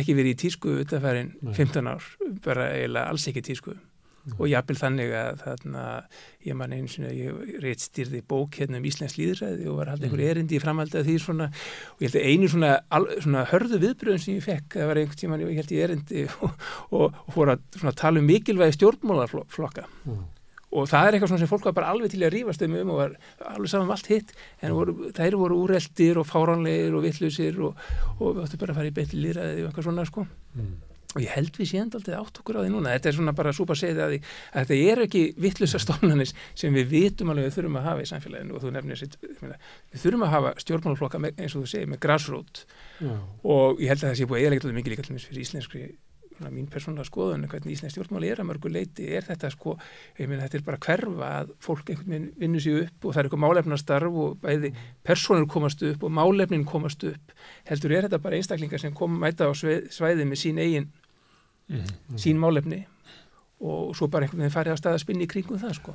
Þetta alltaf er svona bara fórusta sem er bara lost in space. Já, ég meina skólar er ekki bara skólar, ég vil að samfélagi allt er skóli sko og það þarf að vera rétta stofnanir og já, það er bara örugglega ekki auðveldar að draga lærdóma í dag heldur en var sko 2008. Það þetta er bara svo fjölþætt að snert á þessum mánu á svo margan hátt. Tökum að sem dæmi sem er hliðadæmi og þú réttir mig bara af ef ég er komin eitthvað út í himingeiminn. Það er mér hefur mjög hugleiki núna þess að ákvörðun sem var tekin fyrir örfáum árum og það stytta framhaldsskólanir í 3 ár. Mér fannst það sko afleita ákvörðun, mér var svona heimskuleg, mér var svona ekki stuttur neinum sko haldbæra rökum. SA vildi þetta. Já, akkurat, öðrum heldur en þeim að koma svo unga fólki sem fyrst út af vinnumarkaðin og maður spyrir sig til hvers á að gera það? Til hvers á að hamast svona á þeim í þessum sko bæði beinum praktíska lærdómi að það sem ég sá og það var svolítið mín reynsla og kannski var ég að hugsa þetta líka út frá bara mín eigin skólagöngu sem hafa gegnum meira út af það að taka þátt í félagslífinu heldur en að kannski vera alveg á bókinni. Bestur í frímyndum? Já, og ekki bara í frímyndunum, heldur í eftirmyndaðin helgar þegar við höfum skólan fyrir félagsstarfi sko. Það sem við gerðum á þessum 4 árum það var það að við vorum með mjög aktíft málfundafélag, við vorum með aktífa leiklist, við vorum með aktífa útgáfu, við vorum með aktíft taflfélag og allt mögulegt sem við gátum sauma saman við og ofan á námið og þar fór fram hinn félagslega þjálfun eða félagsfærni þjálfunin og allt þetta svo voru haldin stjórnmálafundir og þá voru fengir gestir og alls, við það og þetta var þjálfun í því að tala bæði okkar áhugamál, okkar vellíðan, okkar stöðu, skoðanir og framtíðina, hvernig samfélag vildum hafa, þjálfun í að tjá sig, koma að forma og hugsanir sínar og svo framvegis og það sem ég var svo hræddur á þessum tíma og mér finnst alveg vera að gerast akkurat núna og hver var það sem var að tala það daginn, rannsóknir sýndu að nemendur koma mun undirbúnir inn í háskólanám núna eftir þessu breytingu heldur en var. Það var verið að byrsta rannsóknum þetta núna bara nýlega sko. Já, akkurat. Þetta er allt í eina átt sko. Já, akkurat. Þetta er algjör katastrófa. Þetta eru mistök á stórri gráðu en það er enginn að taka upp umræðuna verðum við ekki að snúa þessu bara tilbaka. Það er enginn tilbúin að viðurkenna mistök. Enginn mistök. Og þetta var líka, þetta var ekki bara SA, þetta var líka þessi, ákvörðun ríkjandi stjórnvalda að minnka útgjöld til samfélagslega mála. Þetta þessi áhersla, hún gengur yfir allt og út yfir allt. Bara því miður. Þetta er bara hluti af stefnunni að gera alla að einhvers konar almenning að einhvers konar vinnandi vélum, hugsunarlausum vinnandi vélum. Skólinn eigi að vera undirbókur undir þáttöku í lýðræðislegu samfélagi? Að sjálfsögðu, það er ekki verið að gera það. Það er ekki verið að gera það. Og þú ert saman á því að það sé mikilvægt. heldur betur, ég meina það er nokkuð augljós svona, ég meina skólinn er eina af þessu stofnunum líka, ég meina við vitum alveg hvað stofnunum þetta eru sem heilbrigðis samfélag þarf til þess að það virka, sko. Náttúrulega skólakerfið og svo er þetta tala um fjölmiðla og svo byggjum við stjórnmálaflakk og það og ýmislegt. Ég meina þetta eru svo margar stofnanir svona sem eru bara búin að vera í vandræði mjög lengi. Og það er veikleiki í okkar samfélag. Ég er ekki að beina umræðinni þarna með að segja að ástandi þarna á gólfinu kvöldið í þessu kampavínspartíi sem var inn í Íslandsbanka þar sem að menn voru að selja sko vinum sínum og ömmu sinni hlutabrif sé almenningi að kenna. Það er engi sem að getur breytt þessu nema almenningur. Því að sko yfirstéttin sem að stjórna bankanum eða í stjórnmálunum, þeir er ekki að breyta þessu. Þannig að það er almenningur, af því að þú ert eiginlega að segja það verður almenningur sem á að veita þrýsting. Og þá er ég að velta fyrir mig sko, hvað þarf almenningur að gera til að ná aflinu til að geta gert það? Þessum er ég að spyrja þessar sko stofnanir eða hvaða farveg almenningur hefur sko. Eins og hann sé ekki bara gaggrínandi eða þólandi yfirstéttarinnar, heldur sé hann með þá sem að stýra í vinnu. Ég veit ekki, það er sko, það er að þeim að fækka, vettvangurinn er að minnka sem þú getur haft einhver áhrif sko. En að því þú nefnir þetta, fyrir ekki aðeins að fara tilbaka þarna, þegar bara þú nefndir þetta, því að Íslandsbankamáli er svona eitthvað, þannig til grundvallar sko. Þá er þetta svona, þessi skrýtna hugmynd að það hefði, sko, við getum breytt ýmsu og við eigum verið að breyta hlutum og við vonumst til þess að draga lærdóm og svo framvegis. En sumir ekkert hægt að breyta. Og það sem ég finnst til að skrýtnast í þessu hlutverki, þessu ferli öllu sem við erum búin að læra þetta, er sem sagt að sko það eðli svona fjármála brasks eins og þetta, það er meina að það er verið að díla og víla og möndla og handla og allt þetta. Hvernig datt einhverjum í hug, nú er ég komið kannski langt út fyrir mitt svið, en hvernig datt einhverjum í hug, en að því ég var að tala um traust á þann, hvernig datt einhverjum í hug að treysta sem sagt Íslandsbanka í þeim skilningi að það, ég meina Bankasýslan segir við treystum og við erum bara sjokkeraðir, fjármálaráðherra segir við treystum og við erum sjokkeraðir. Hvar kom þessi hugmynd að það þeim verið treystandi? Ég meina þessum heimi verður aldrei breytt. Ég held að það hafi líka verið einhver lærdómur sem við ætluðum að draga af hruninu. Og almenningu vissi það, þú getur farið bara í kannanir þar sem almenningur spurðu treysturu fjármálakerfinu? Nákvæmlega. Nei, segir fólk. Nei. En sko það er svona mismunandi, auðvitað getur kannski treyst viðskiptabankana þínum að einhverju leyti, sko fólk er svona kannski, en þegar það kemur að svona öngum innan bankans, það er ekki traust sko, en fólk er miklu gáðar en þetta, ég meina, að ég skil ekki þessa hugmynd sko, hvernig þetta var sett upp, það átti bara að treysta þeim þarna. Þetta komið aftur á hlutverki, hvernig fjármálaráðherra getur sett sig í þau spor, ég treysti bara þessum og svo komið þeir í Bankasýslunni, við treystum bara þessum. Það er ekki kvarlaða mér, og nú er ég ekki sérstaklega gáðið maður og ekki efnilegur ráðherra, það er ekki kvarlaða mér að treysta neinum í þessum neinu skrefi þarna. Þú ert heldur ekki vinur þessa sko. Það er mér spurningin, ég meina, þá er mér spurningin, var kannski ekki traust þarna sko. Þú hefur frekar látið Fúsa fisksala selja þessa hluti. Ég vildi frekar eiginlega heyra fjármálaráðherra segja, ég vissi að þeir varu að gera þetta, að það veri kannski, þá veri svona, mér veist skrýtnar að hann ætlaði bara að treysta þeim sko. Það er bara eitthvað sem mér er búið að trufla mér rosalega mikið í þessu máli og öllu saman sko. Að það er, þegar menn láta svona þarna, sko, stundum er traust mikilvægt og skemmtilegt og gríðarlega mikilvægt svona í persónulegum samskiptum og kannski það sem heldur kannski samfélaginu okkar helst saman og fjölskyldum og vináttusamböndum og svo framvegis. Stundum bara á það ekkert við. Þannig ég skil ekki hvað það er af hverju verið að tala um það í þessu samhengi. Og svo er allir svo sárir og leiðir og hissa.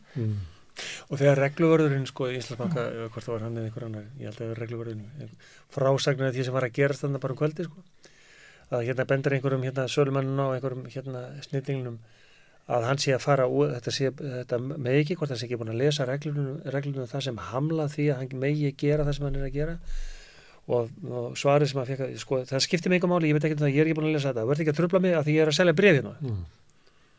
Og það er einhvern veginn situasjónin er fullkomlega fáranleg sko. Þetta er bara leikhús fáranleikas. Regluna gildi ekki sko. Regluna gildi ekki, vegna þess að við erum bara að koma þessum peningum umferð sko. Við erum að fara að láta þessa peninga vinna og þeirra að vinna fyrir vinna okkar. Og það gildu ekki þetta kvöld, vegna þess að gildi aldrei. Nei, það bara gildi aldrei.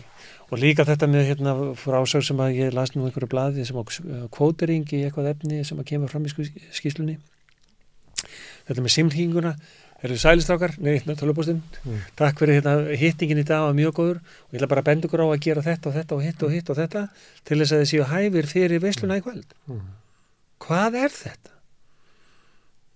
Þetta er bara partí. Þetta heitir bara spilling á mjög háu stíi. Stundum, þegar þú segir þetta, stundum, til dæmis, ég spilaði brot úr ræðu Bjarnar Benediktssonar á landsfundinu, það sem að vera að tala um þetta. Og hann lýsir þessu svona í minni endursögn, að það er landsfundarsamþykkt að við eigum að taka bankana inn á einkamarkaðinn og ég hef gert það. Hann lýsir þessu svona. Það er bara verkefnið er að taka eigur almennings og flytja þú yfir á markaðinn. Og hann reynir að selja landsfundur það að þetta sé gert í almannaþágu, að taka það af almenningi og flytja þetta á markaðinn. Og það held ég hafi verið að gerast þarna kvöldið. Þetta var dagurinn þar sem að við náðum 22% af bankanum úr eigu almennings og fengum að ráðstafa. Við skulum líka aðtúa eitt í þessu samhengi. Þess vegna var þessi fögnuður. Já, og það er mjög mikilvægt að bara muna eftir einu þegar þetta sérstaka útboð fór fram, það er að segja einkavæðingar þrep númer 2, að það sýnir sig og það bara að horfa á það myndrænt. Það er að segja ferli á kaup og sölu bréfa í Arjónbanka og Íslandsbanka sett saman í töflu síðustu dagana áður en þetta útboð fyrir fram.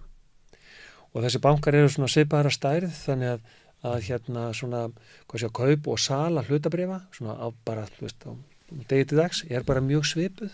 Þetta er alltaf svipuðu leveli, hreyfast mjög líkt og alveg á sama bili. 4 dögum fyrir útboðið þá hætti öll sala hlutabréfa í Íslandsbanka. Hún stoppaði. Og þetta hefur aldrei gerst áður. Þetta er alltaf eitthvað lína sem eru svona örlítið hreyfingu, bara svona aðeins daga munur eftir hvernig markaðurinn er opinn. Það er enga fréttir það er ekkert að gerast.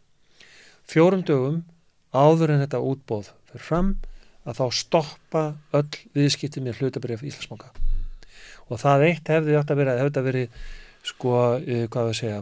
eitthvað afl baki eða fjármálaráðherra sem hefði borið hag almennings fyrir brjósti og fá sem besta verð fyrir þetta bréf eða hvað nú er þá hefði þetta verið stoppað. Það hefði hægt við þetta. Það vissu allir sem átt að vita. Þessu 4 dögum ára útboðið væri að það væri að fara í gang útboð. Já, innan tíðar yrði þessi bréf til sölun afslætti. Já, en þetta var tilkynnt klukkan sem að kaupir þetta 2 dögum fyrir. En það var svo okkur að sagt 5 mínútum yfir 4 umrættan dag, þá kom tilkynning frá ráðherra að þetta myndi vera gert kvöldið. Það átti að koma öllum óverum, allir átti að vera alveg óbúslega hissa, en allir þeir sem átti að vita þetta, þeir voru búin að fá að vita. Það liggur algjörlega ljóst fyrir. Þannig að þetta er engin tilvíðun. Þetta er undirbúið, þetta er mjög vel undirbúið að þeir fái það sem eiga að fá. Það er að segja að eigur almennings eru bara færðar með þessum hætti yfir til þeirra sem eiga að vera ríkari. Þetta er ekki flóknar heldur en það. Og þá var þetta planið og uppalega þá var náttúrulega aftur ekki að vita hver keypti. Það var Valki og Katrín Jakobsdóttir þrýst að það yrði birt og þá var almenningur brjálagur. Ég hugsa bara að þetta hefði ekkert farið í frétt eða hefði ekkert gerst nema að það voru 2 menn flaggaðir hérna. Sem sagt í kringum Íslandsbanka. Hefði þeir ekki keypt og þetta hefði ekki verið flaggað, þá hefði bara þetta besta útboð Íslandssögunnar, þetta hefði bara verið. Það var bara þessum sem allt í henni fór einhver umræða í gang Þeir ætluðu að komast alveg bara með þetta undir allan radar Það er þetta líka eins og Ríkisendurskoðun, hún hefur náttúrulega, eða hafði og hefur bara það hlutverk að skoða hvað þessar opinberu stofnanir eins og Bankasýslan þess tilviki hefur gert, ekkert annað. Og þeir náttúrulega komast þeirri niðurstöðu að þeirra Bankasýslan hafa verið gjörsamlega vanhæf til þess að hafa þetta hlutverk með höndum. Og þessi skýrsla núna, hún bara sýnir það að þessi ákvörðun og allt þessi snýra framkvæmdinni hjá bankunum, og við höfum ekki eftir að heyra frá hinum 4 aðalunum sem sáum söluna fyrir aðeins síðar. Svo kemur kannski eitthvað umbúsmanni, hann er nú að spyrja fjármálaráðið. Já, hann er bara efast hæfi fjármálaráðherra til þess að hafa yfirleitt að vera staðið í þessu. Þannig að allt það sem við fáum að heyra frá undirbúningi aðgerðinni sjálfu eftirmálum, þetta er bara spilling á hæsta gæðaflokki. Þá langar mig að spyrja það, að þegar þetta kemur í ljós, bara listin og fólk sér hverju voru að kaupa þarna, þá veit allir sem að búa hérna, vita hvað var í gangi og almenningu verður mjög reiður. Maður bara heyrði á fólki og síðan er bara þetta að vitna í kannanir, ég held að það er 83% sem voru ósátt við söluna og 7% voru ánægð með hana. Þetta er eiginlega fáheyrt að séu svona afgerandi afstæða almennings og þá fara stjórnvöld í því að reyna að tefja máli sem mest. Já, við setjum þetta þarna í ríkisendurskoðun. Kemur ríkisendurskoðun og þá reyna stjórnvöld að gera sem allra minnst og segja, við ætlum að leggja niður ríkisendurskoðun í vonum að bankasýsla kemur ríkisendurskoðun með rannsókn á bankasýslunni. Og þá reyna stjórnvöld að gera eins lítið mögulegir og segja, við ætlum að leggja niður bankasýsluna sem að seinna komið ljós og var ekkert gert í að núna hún að vera eiginlega okkar varnartæki í þessu. Síðan kemur þetta og þá svona beðið með það og við rekum bara bankastjórun. Þannig að það er alltaf verið að reyna að gera eins lítið og mögulegt er. Fyrst og fremst til þess að vandamálið er ekki spillingin. Vandamálið er reiði almennings. Hvernig getum við sefað hann? Þú veist, það ekki ef maður skoðar sögutráðin. Þá snýst þetta aldrei að stoppa spillinguna. Og líka annað þitt sem er tengt þessu. Og svo komur þessi ákvörðun það búið til hluthafafundar. Hvenær? Ekki strax. Nei. Það er lok júlí. Það er rétt fyrir Verslunarmannahelgi þegar allir eru í fríi, ekki hægt að ná stjórninu saman. Og þetta er svona, var einhver sem kallaði það þetta var Bermúda þríhyrningurinn í ekki bara í fréttunum, heldur svona í tilveru erfiðra ákvarðana, það sem skiptir almenningsmáli, að gera þetta í lok júlí er besti tími til að koma með ákvarðana þessu tagi. Að búa til eitthvað svona gimmick í kringu það, þess að það mun drukna í Verslunarmannahelginu og öllu þeim látum. Þetta er svipað bara með fjölmiðla að sagt klukkan 4:30 á föstudegi, þá er best að senda át fréttatilkynningar sem að eiga hverfum helgina. Þetta er svona Bermúda þríhyrningur sem allt hverfur í. Var ekki tilkynningi frá Íslandsbanka fór það út á síðastliðinn föstudag? Já, akkurat. En hvað svona samfélag er það? Það sem að stjórnvöld er að verja eitthvað sem ofbýður almenningi og viðbrögð stjórnvalda eru að reyna að kasta eins litlu og mögulegt er í almenning til þess að róist. Þetta er ekki svona líðræðis. Þetta er náttúrulega, en þetta er ekki sér Ísland, Þetta er náttúrulega það sem stjórnvöld gera allstaðar, til að halda velli, því miður, en þetta er náttúrulega eitthvað bogið við þetta. Eins og þetta er hárið sem hún segir, en það var strax farið að láta, farið í þá vörnað, eins og hún segir, að vandamáli var hvað margir voru reiðir, það átti ekki margir voru reiðir, hætti að vera svona reið, akkur er alltaf svona, það voru þingmenn sem voru reiðir, voru bara einhver algjör vitleysingar, hætti þessu, verið ekki svona reið, þetta er bara vitleysa. Almenningur var bara, þetta var einhver hverulendar. Skildu þetta ekki, Jón Gunnar í bankasýslunni, hann er ennþá í þessu. Já, við erum bara besta útboð. Já, einmitt. Ekki bara á landsvísu, heldur bara alheimsvísu. Og líka þessi vörð sem er náttúrulega alltaf búin að vera stanslaust. Þarna þið muni fá skýrslu, þið muni fá meiri upplýsingar, það koma meiri upplýsingar eins og núna munum við fá þetta í smá skömmtum. Skýrslu eftir skýrslu og svo ég vera glöð yfir því. Það var lærdómurinn. Við hefðum ekki fengið svona skýrslur áður. Hvað er það að kvarta? Það er raun og veru það sem forsætisráðherra hefur verið að segja, Sem að er svolítið dapurlegt af því að svona, hvað ég segja, orða á götunni, bara þú veist kaffestofuspjallið sem hefur bara komið inn á. Að þar er fólk að tala um það í alvöru. Ég held að ekki eins mikill alvöru eins og hingað hefur verið gert að hingað til segja. Að það fólk er að segja bara fullu fettum að ef allir vinstri græni stíga ekki upp núna og bara slíta þessu stjórnarsamstarfi, þá eru þeir bókstaflega búin að jarða sig. Og ég held að það sé svolítið bara staðreynd máls. Og það vakið undrun, finnst mér, að Foresta VG hefur ekki notað neitt tækifæri sem að nóg hefur verið af að stíga fram og segja bara nú er komið nóg. Nú ætlum við að hætta þessu, nú ætlum við að fara að líta til þess sem að skiptir almenning bara mestu máli. Við ætlum bara að fara í það. Þetta gengur ekki lengur svona í þessu samstarfi. Hún er enn að verja, forsætisráðherra ennþá að verja Framsóknarflokkurinn gerir alltaf það sem hann er bestur í. Nú er hann bara horfinn baku tjöld einhverstað. Nú bara býður hann það. Það var eitthvað svona, ráðherrarnir voru svolítið hvassirtir í þessari viku. Já, en Katrín, hún ef hún ætlar að halda áfram í þessu samstarfi, þá er flokkurinn, geti vel trúa því að þetta sé rétt, þessi spádómur. Hann hverfur það á næstu kosningum. Það er bara þannig. Telur þú það vera mikilvægt, þetta sé þannig mál, að það sé mikilvægt að almenningu fái að ræða þetta mál í aðdraganda kosninga og kjósa? Ég held að þetta bara kjósa núna. Þetta mál? Já, ekki þetta mál. Bara ganga til alþingi, ég ætla að slíta þessa stjórn, og bara búa til kosninga. Það er alveg komið tími til þess. Það er mín skoðun. Það væri besta lausnin, Það væri besta niðurstaðan sem væri. Það væri láta reyna á það hvort að almenningur vill halda þessu áfram akkurat þegar að eldarnir brenna, að þeirra hugsunin er í gangi. það væri besta niðurstaðan. Ég er ekkit viss að hún verði, sko. Nei. Það var svipað þegar var boðað til kosninga í Panamaskjölunum og þá var passað að boða með löngu fyrir. Já. Og helst í einhverjum svona bermúdaþrýting, það sem allt er týnt og glimt og grafið. Henry, ég veit ekki hvort þú sést svona í praktískri siðfræði, en Þórar var að tala um það að þú veist, hvenar er komið nóg og það maður getur rakið, og við konnumst öll við að sko grasrót VG var ósátt við þetta stjórnarsamstarf og 2 þingmenn sem að gengur bara af, það fræg ummæli drífu að þetta væri bara eins og éta skít og við höfum bara séð að hérna, og Katrín er meins að sagt að eins og séð að skiptum sko kjósendahóp.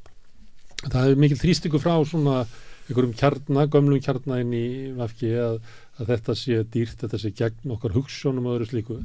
En það er þetta með að stíga yfir þröskuld, sko. Hvenær er hérna, þú hættir ekki þarna og svo hættir ekki þarna og svo hættir ekki þarna, það getur verið erfitt að finna það, sko, hvenær er komið nóg? Er ekki eitthvað svona dæmi um það að menn lokist inn í svona klemmu? Að tilefni þarf að alltaf vera stærra og stærra vegna þess að þú þarft að réttlæta það að þú gerðir þetta ekki áður.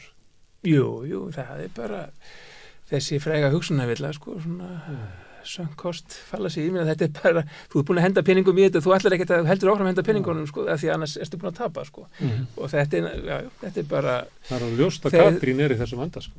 Hún er klárlega í þessum vanda og náttúrulega kannski ekkert eini stjórnmála leiðtoginn í heiminum, ég ætla kannski svona til þess að verja hana í því, en þetta er náttúrulega svo aðstæða sem að fólk lendir oft í, leið og þú ferði yfir, eins og þú kallar þetta þröskuld, þú veist alveg að þröskuldur, við ættum ekki að gera þetta, ég vil að prófa þetta og svo ferði yfir næsta og svo næsta og svo ertu bara komin svo langt að þú getur ekki, hvort sem þú ert að því að þú ert að fjárfesta í einhverju eða þú ert að fylgja einhverjum eða eitthvað svoleiðis, það er svo erfitt að snúa tilbaka og ég myndi segja að það sé ekki að fara að gera, sko. Ég get ekki ímyndað mér að það sé einhver að fara svona mál, einhverju sem er ráða í Vinstri grænum að fara að þeim finnst bara óhugsandi í praktík að fara í kosninga núna. Já, ég get ekki taka dómi. Þá er þetta, þá ertu sko, það er svo erfitt persónulega að viðurkenna mistökin. Þannig að við þekkjum það all. Það er bara þannig. Og því að sérstaklega þú búin að investera svona sletti inn í einhverju. Það er bara svo erfitt að snúa tilbaka. Þannig það er bara í manneðlinu og við þekkjum þetta alveg að það er líklega að þú stefnir í glötun heldur en þú snúi við. Það er bara þannig. Þetta er alveg bara, ég veit kannski ekki á vettvangi siðfræðinnar, heldur kannski frekar mannfræðinnar eða sálfræðinnar, félagssálfræði, eitthvað svoleiðis. En þetta er alveg þekkt. Af hverju gengur fólk svona langt og ég held að þetta sé svona þannig dæmi, sko.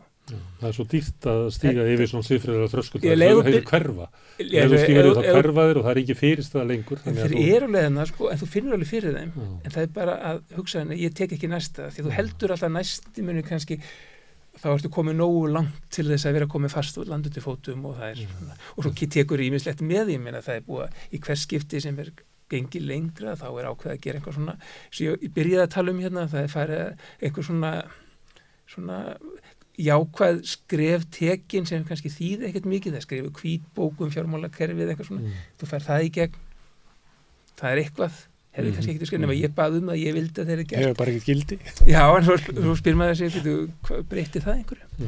Íslensk stjórnmál og íslenskur almenningur, að stundum hefur alltaf verið að tala um að Íslendingar láti allt yfir sig ganga og það er ekki alveg sanngjarnt vegna þess að frá hruni hefur íslenskur almenningur kastað af sig 3 ríkisstjórnum og rekið í manni ekki hvað marga, þetta er 5 eða 6 ráðherra, sko, út af þessu, þannig að það er þrýstingurinn frá almenningi er sterkur, en samt vitum við einhvern veginn í samanburðinu við önnur lönd, það var ráðherra í Noregi að segja af sér að þenn hafi ráðið einhverja kunningja sína í eitthvað, var ekki dansflokkur eða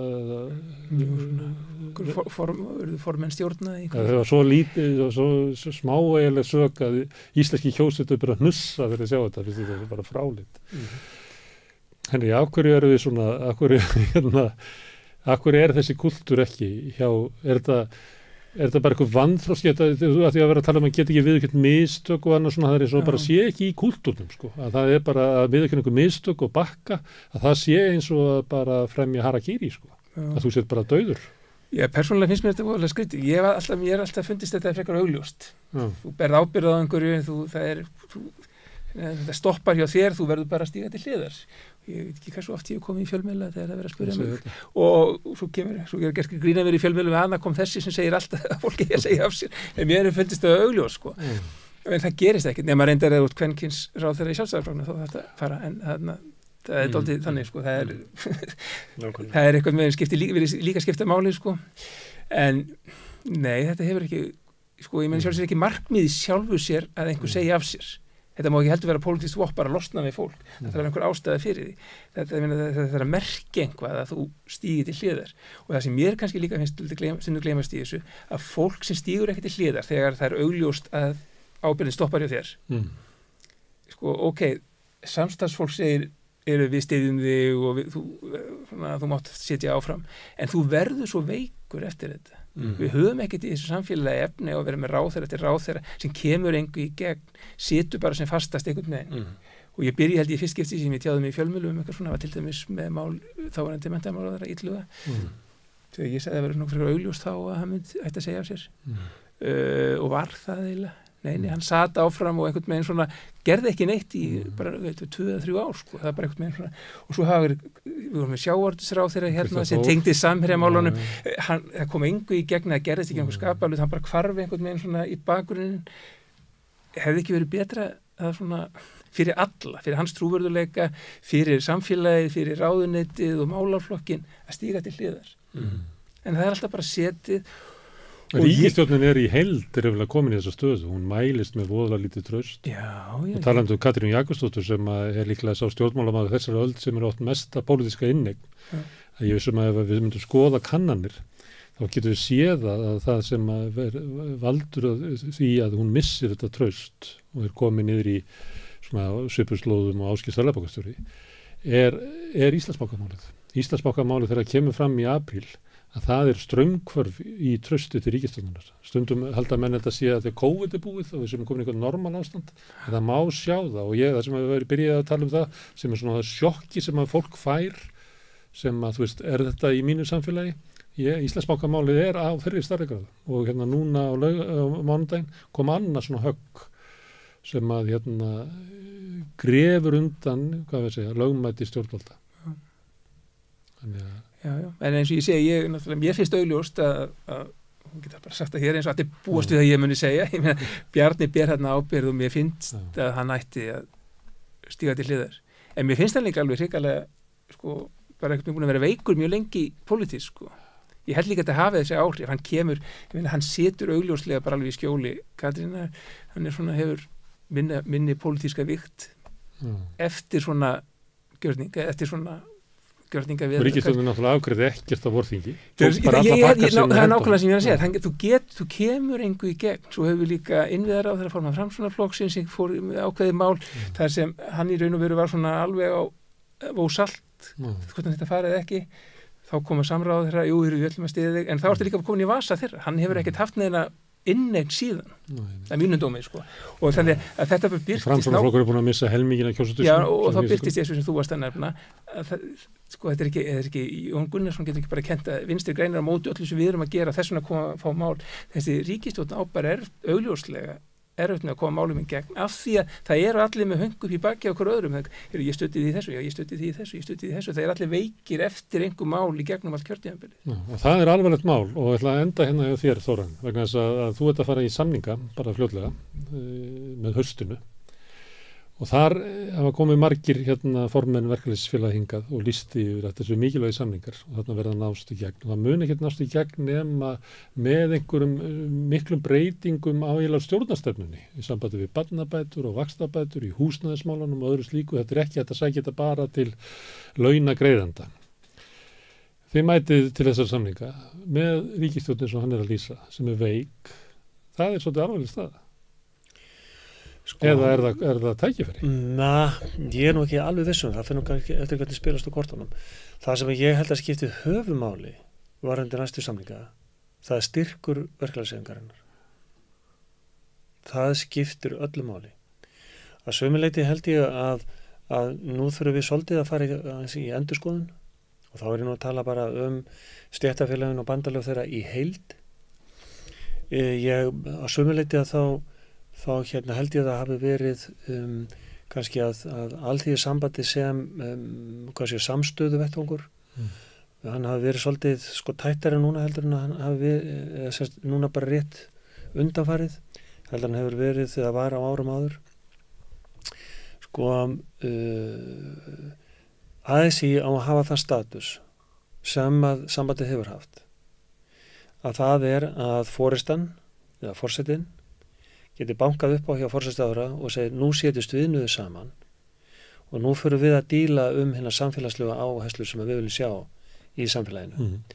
Þetta hefur verið staða sem ASÍ hefur tekið að sér til mikilla heilla og þetta kjarnin svolítið í þríhliða viðræðan kjarasamninga sem ég held að sé mjög holdt fyrir lítið samfélag. Þess að það eru auðvitað og núna eins og ráðherrar bæði Katrín og Bjarni þreyttust ekki á að endurtaka að kjarasamningar færu fram á milli launþega og atvinnurekenda. Það alveg rétt. Íslenska og norræna módeli hefur hins vegar verið þríhliða módel. Það að segja heildarsamtökin hafa séð áhersluatriði sem snúa að almannaheill, að snúa þessum almannakjörum og hinu félagslega öryggisneti. Þessum Norðurlöndin eins og þau eru. Já, eins og félagslega stöðuleika sem að hefur sett okkur í forystu í lífsgæðum á heimsvísu.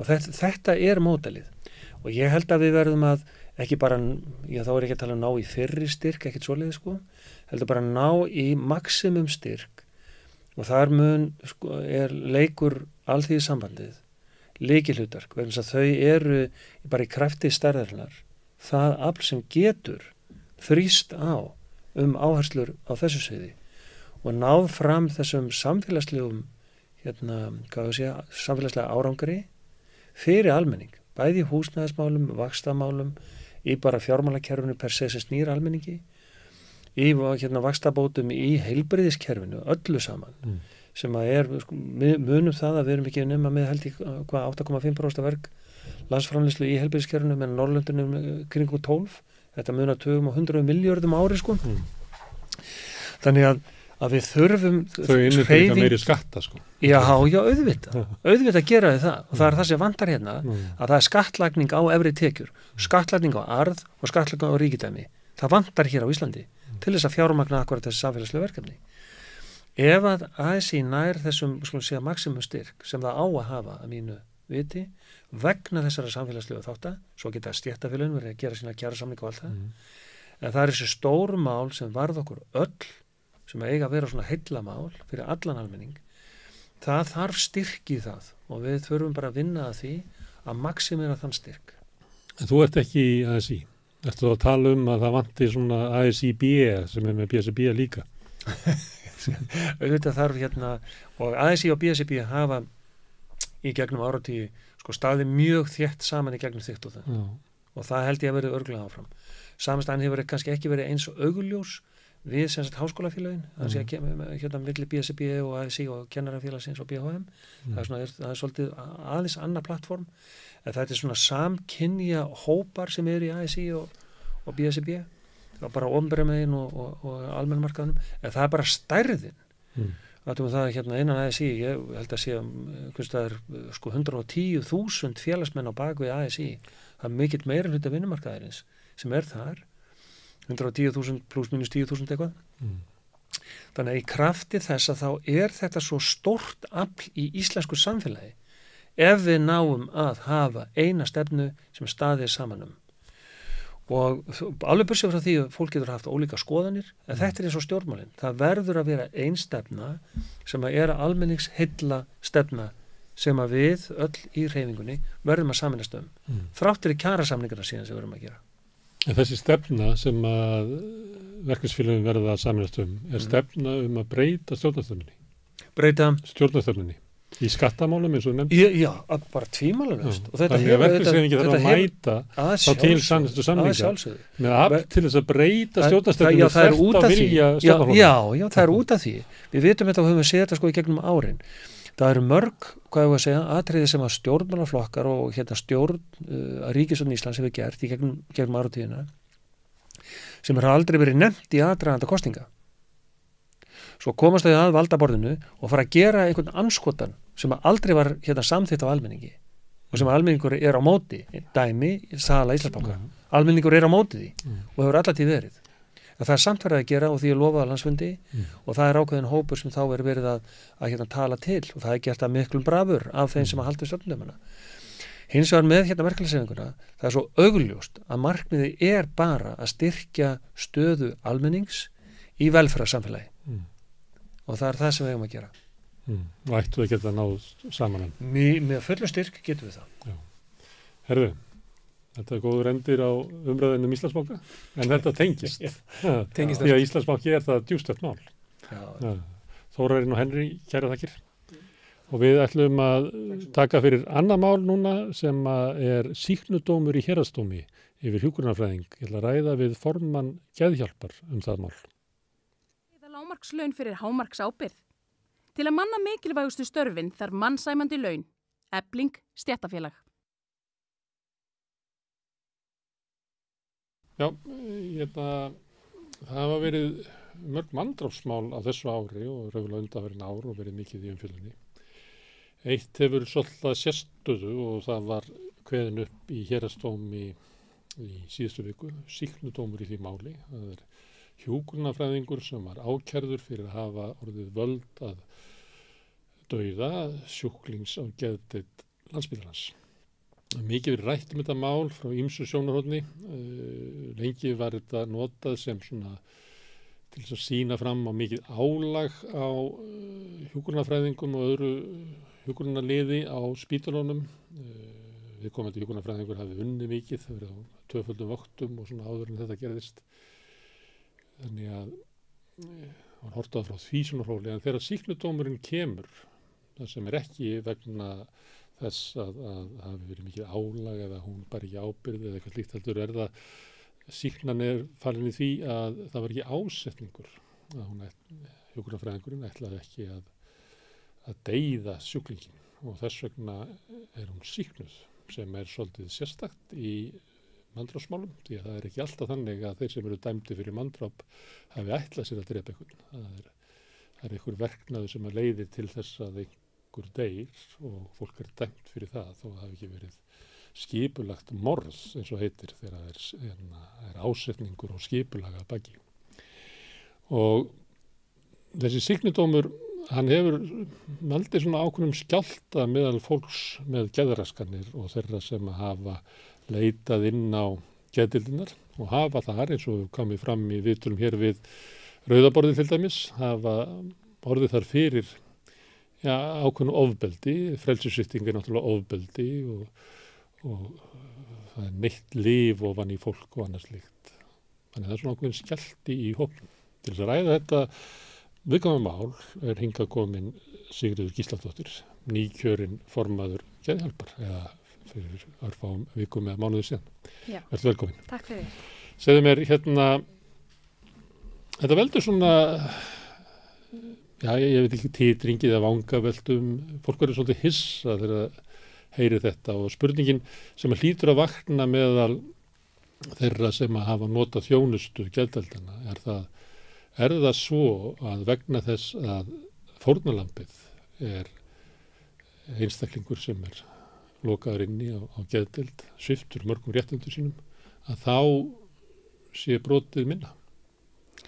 Já, maður veltir því fyrir sér ef þetta hefði til dæmis gerst inn á hjartadeild, hver dómurinn hefði orðið og hver viðbrögð væru.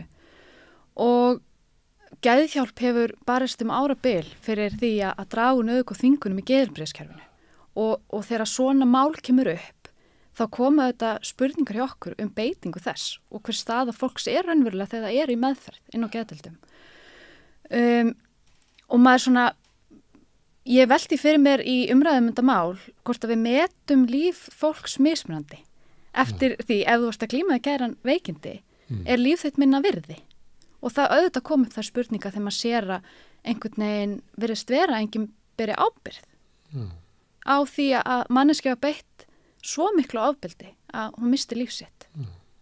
Og það þannig að fólk sem að hefur notað þjónustu, eins og það heitir, á geðdeildunum og glímir við andlega sjúkdóma, það upplifir það að líf þeirra sé minna virði. Já, og það stór alvarlegt. Og auðvitað þá vaknar upp mikill óhugur hjá fólki sem að tengist þessu málaflokki. En máli þetta kemur okkur öllum við. Öllum í samfélaginu, því við getum öll einhver tíma á lífsleiðinni glímt við einhverja geðrænar áskoranir eða lent í áföllum með einhverju erfið lífin okkar og þetta varðar það þegar við erum komin inn á stofnun, valdast það gagnvart okkur og hvernig komum fram við okkur, það kemur okkur öllum við.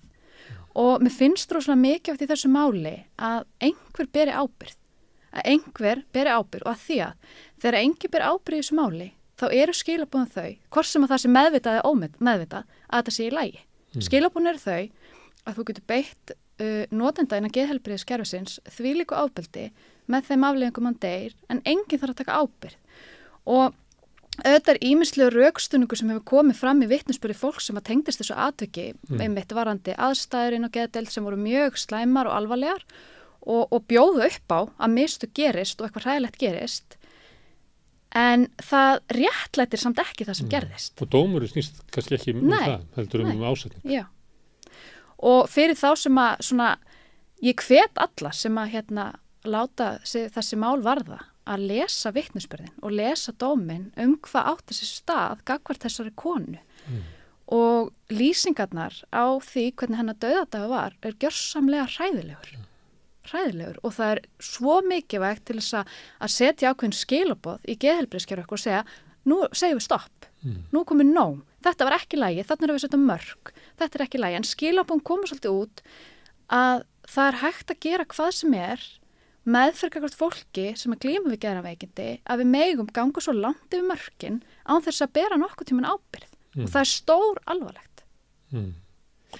Þannig að ef fólk beitir lífshættulegum aðferðum en þær aðferðir eru svona viðurkenndar inni á deildinni og við lítum svo á að við þurfum ofta að beita þennan sjúklingahóp harðræði að þá er þetta bara óheppilegt slys. Já, og við þurfum ekki að líta langt öxl til að skoða mál sem hafa komið upp meðferð fólk sem hefur verið að glíma við geðveikindi. Það bara 1970-1980 þá var bara beitt hræðilega ofbeldi og þátt að vera einhver leið til þess að koma vitinu fyrir þau. Og ég held að þetta séu bara ennþá miklar leifar af því. Það er ennþá einhver hugsun að við getum beitt ákveðnu valdi að því að fólk er að glíma við þessi veikindi, að þá er það í lagi. Að þá einhvern veginn breytist normið okkar. Þess vegna nefndi ég það áðan, en ef þetta hefði gerst inn á hjartadeild, væri normið okkar það sama? Ég held ekki. Nei, það er öðruvísi tekið á, andlegum sjúkdómum eða líkamlegum. Já, og það sem er mikilvægt í þessu máli er að það hafa komið upp alls konar mál í gegnum tíðina og bara síðastlegin 10 ár hefur mikið verið rætt meðferð gagnvart fólki sem glímir við fatlanir, fólki sem glímir við geðveikindi og ýmsum stofnunum. Alls konar ljót mál komið upp. En það virðist vera mjög einkennandi að það ber aldrei neitt ábyrgð. Og þetta gerist þannig að samfélagi fer í bara svona mikil losta, eitthvað svona hræðilegt það hefur gerst í samfélaginu okkar, það verður mikil umræð eins og þú nefndir í samfélaginu eins og hefur verið síðastlegina viku, en svo gleymist þetta. Engin ber ábyrgð og svo kemur upp annað mál.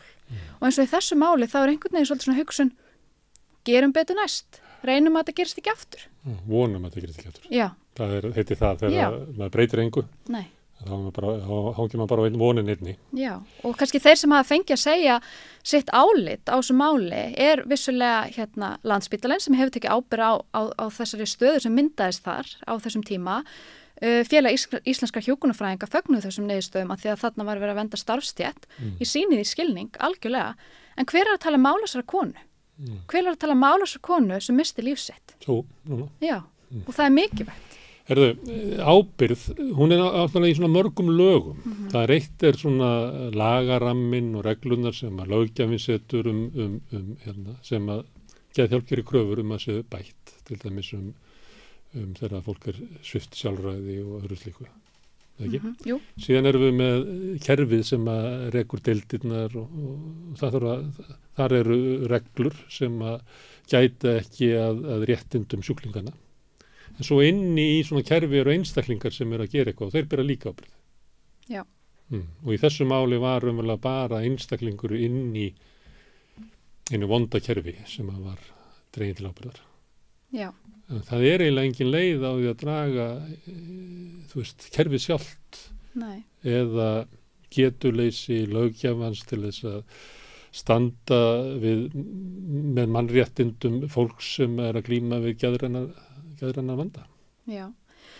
Ég líti á þetta mál sér þannig að það þarf að taka þetta mál og setja ákveði fordæmi fyrir hennar málaflokk og þá erum við náttúrulega með heilbrigðisráðherra sem að bera ábyrgð á þessu málaflokki og þarf að skoða hvað er að gerast, hvað er að fara úrskeiðis. Mér finnst líka að því við erum að tala um ábyrgð geðdeildarinnar og ábyrgð þessa starfsmanns, það kemur fram í vitnisburði frá samstarfsfólki þar sem var talað að þessi tiltekni starfsmaður sem átti hlut að hann gat verið mjög erfur við þá notendur sem voru að þeirra svo krefjandi sem er svona, við getum þýtt sem bara einstaklingar sem eru að glíma við mikil veikindi og tala mikið að þessi kona var ekki allra og væri svolítið erfið í samskiptum. Þetta getur líka þýtt að þessi lýsing er á sjúklingum sem að berjast gegn þrönguninni sem er eiginlega eðlileg mannleg viðbrögð. Já, og það verðist vera svolítið samnefnari í þeirra frásögn á þessari konu sem hjúkrunarfræðing er að hún hafi komið illa fram við notendur og þá sem að líka, akkur var ekki stigið inn? Akkur var ekki gert eitthvað í því að þessi manneskja var að koma svona fram við þá notendur sem voru að inni? Og þá hugsa maður náttúrulega út í menninguna, hugsa maður líka út í viðþorfin og það sem við hefum talað nauðungur og þvingun í geðheilbrigðiskerfinu, hvað er í lagi og hvað ekki. Þannig að það er frekar varin réttur konunar til að starfa við það sem hún er menntuð til heldur en öryggi sjúklingana eða bara vellíðan sjúklingana. Já. Og hvað er þetta er náttúrulega saksóknari sem ákærði, hann mun kannski áfrýja, en hvað gerir geðhjálp? Við munum berjast fyrir því að einhver beri ábyrgð og vonandi verður þetta mál svo að það verði sett fordæmi og sýnt fram á að sumt eins og ofbeldi á þessa þennan hátinn í geðheilbrigðiskerfinu okkar er ekki liðið. Að það þarf að einhver að bera ábyrgð á því og við munum berjast fyrir því. Við munum halda áfram okkar baráttu sem hefur verið til margra ára að draga úr nauðungun og þvingun í geðheilbrigðiskerfinu okkar. Við viljum breytta hugmyndafræði, við viljum það sem er meiri samtal, það sem er meiri virðing á milli notenda og fagaðila. Það er gífilega mikilvægt og við mikið bærast fyrir því að það sem er að notendasamráð, að það séu jafningjastarfsmenn sem starfa inn á geðdeildum því að það hefur sýnt sérlendis að breytir rosalega menningu inn á deildinni og viðhorfi til þeirra sem er í þjónustöðar. Það séu ykkur sem hafa innsýn inn í líf sjúklingsins. Já. Því að það eiginlega þekkir það engin nema sem hefur reynt. Já, það er gífilega mikilvægt. Já. Já, en geðhjálp er geðhjálp réttindasamtök, mannréttindasamtök? Við erum hagsmunasamtök. Hagsmunasamtök fyrir þennan sjúklingahóp sem er að berjast fyrir bara viðurkenningu. Já, og við erum að berjast fyrir, í raun og veru oft, í raun og veru má segja bara mannréttindi fólk sem að glíma við geðræn veikindi. Sem er ekki virt. Nei. Og það er búið að vera margra ára barátta og ég er svo sannlega ekki fyrsti formaðurinn sem að situr í þessari stöðu að berjast örugglega í nákvæmlega sama máli af því þetta gerist svo hægt og maður sér valla viðbrögð en að vísu þá höfum við séð einhverja bætningu þegar kemur að því að það eru komni jafningjastarfsmenn inn á geðdeildirnar, það er meira notendasamráð en það er virkilega langt í land og þetta er langtíma verkefni að breyta geðheilbrigðiskerfinu okkar en við þurfum að vinna það saman. Það var ráð sem ég heyrði einu svona fólk sem er í svona baráttu, alltaf í mótlundi, að það er eðlilegt að manni fallast hendur á einhverju tímabili og verður bara að gefast upp, það bara breytist ekkert, það er svo mikið óunnið. Þá má maður staldra þess við og líta tilbaka og segja, heyrðu, við erum búin að ná þó þessum árangri. Og það held ég eigi við sko geðhjálp, því umræðan þessi mál er önnur núna en hún var fyrir 10 árum eða 20 árum. Já, ég er algjörlega sammála því. Þetta gerist hægt en þetta gerist og okkar starfi gífulega mikilvægt í þessu samfélagi sem við búum í. Eitt sem er varðandi fólk með geðraskanir, að það er sumuleyti hálf ósýnilegur hópur. Það er sjaldan sem að þetta kemur fólk fram og talar svona glímu sinna í fortíðinni og annað slíkt en til dæmis konan sem misti lífsitt inn á deildinni, við veitum ekki mikið hana. Nei. Þannig að sumuleyti er þetta svona skuggaverur sem að það getur oft verið erfitt því að þá getur eiginlega hvers sem er ímynda sér eitthvað það hver þetta er, hver eftir sínu nefi.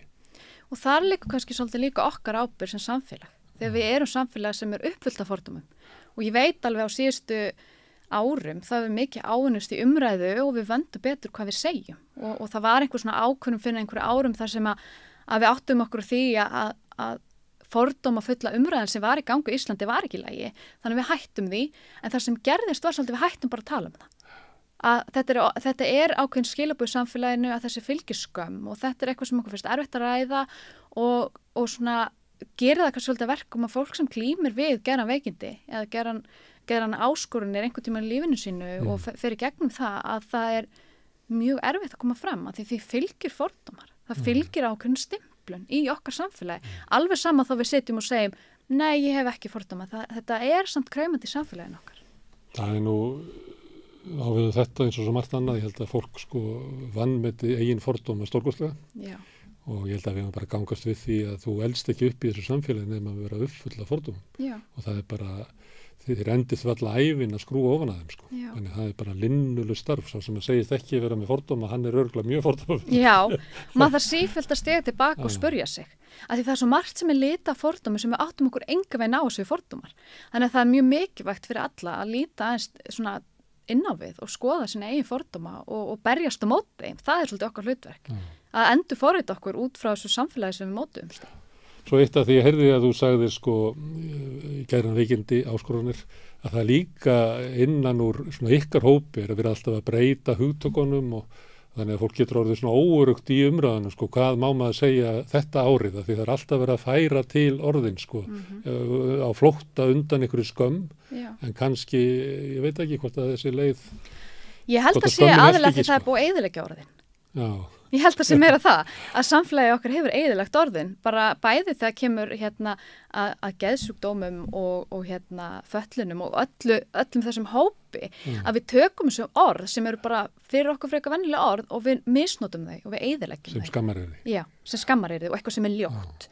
Og þess vegna kannski er fólk að finna aðra lýsingar og eins og ég líti á þetta er að hver og einn einstaklingur á bara að finna sína eigin skilgreiningu á því sem hann er að upplifa. Sumir upplifa sem andlegar áskoranir, geðræna vanda, geðsjúkdóm og það er bara algjörlega manneskjurinn að finna hjá sjálfur sér. Þannig að það er líka hættulegt þegar við erum farin að nota einhver bannorð en þurfum alltaf að passa hvernig við notum þau, eins og í öllu. Sigurður, takk fyrir að koma hingað og ræða þetta mál. Og þessa baróttu. Já, takk fyrir að fá mig. Gangi ykkur vel í henni, en mikilvægt að mannréttindi barótta dagsins. Já. Takk fyrir. Takk fyrir. Og við snúum okkur núna að pólitík. Samstöðin er í eigu hlustenda, áhorfenda og lesenda. Þú getur átt samstöðina á samt öðrum félögum í Alþýðufélaginu. Þú getur gengið í Alþýðufélagið á samstöðin.is. Þar er hnappur sem segir skráning. Já, velkomin aftur. Ég ætla að tala núna pólitík og stöðuna á flokkonum og ríkisstjórninu og allir þessu og fæ hingað eins og í síðustu viku, bróðir minn, Sigurjón Magnús Egilsson. Ég kynnti þá sem reyndan fréttamann. Já, ég var það í nokkur ár, já. Og þú ert ritstjóri miðjuna núna. Já, miðjun, já, mikið að gera í pólitíkinni. Já. Herðu, ef ekki bara að reyna að gera þetta skipulega? Jú. Fyrst ríkisstjórnin. Já. Fyrst ríkisstjórnin. Já. Hvað? Byrja, já. Við vorum svona svolítið að tala okkur inn á að hún væri ekki að hanga saman en hún eiginlega hangir frekar saman núna eða hvað? Heldur það fyrir viku? Já, ég held að ég held að þor enginn að slíta að flokkarnir allir er í vondri stöðu. Þannig að kosningar eru kannski ekki ákjósanlega fyrir þessa þrjá flokka og þegar fólkið í flokkunum að það kannski vill bíða betra færis. Ég ímynda mér það sé þannig. Það er misjafnt. Sjálfstæðisflokkurinn vera líklegastur til þess að vilja rót í ríkisstjórninni. Já, en það hefur hann gert það bara. Hann hefur unnið í því. Já, þegar pallborðið var hann morguninn. Já. Ekki skemmtileg þáttur. Það er ekki að mæla með fólk grafa hann upp og fara að horfa á hann. Að þá fannst mér Bjarni vera langur vígrefestur sem þetta við kvalamálið. Já. Jón Gunnarsson var eitthvað staðar í morgunútvarpi núna í morgun. Ég var að lesa það bara rétt á þann, já. Hann er mjög harður. Þeir eru að búa til, mér finnst bara svo aumt fyrir þá að Íslandsbankamálið og þetta sem Bjarni er náttúrulega húsbóndin í því máli að slíta út af hvalamálinu. Þau vilja bara tala allt annað en Íslandsbanka. Já, en hvalamálið er þröngir hagsmunni forra að slíta ríkisstjórn út af einhverju svona er eiginlega gali Það er einn maður, Já. Kristján Lofsson, og 130 sumarstörf. Já.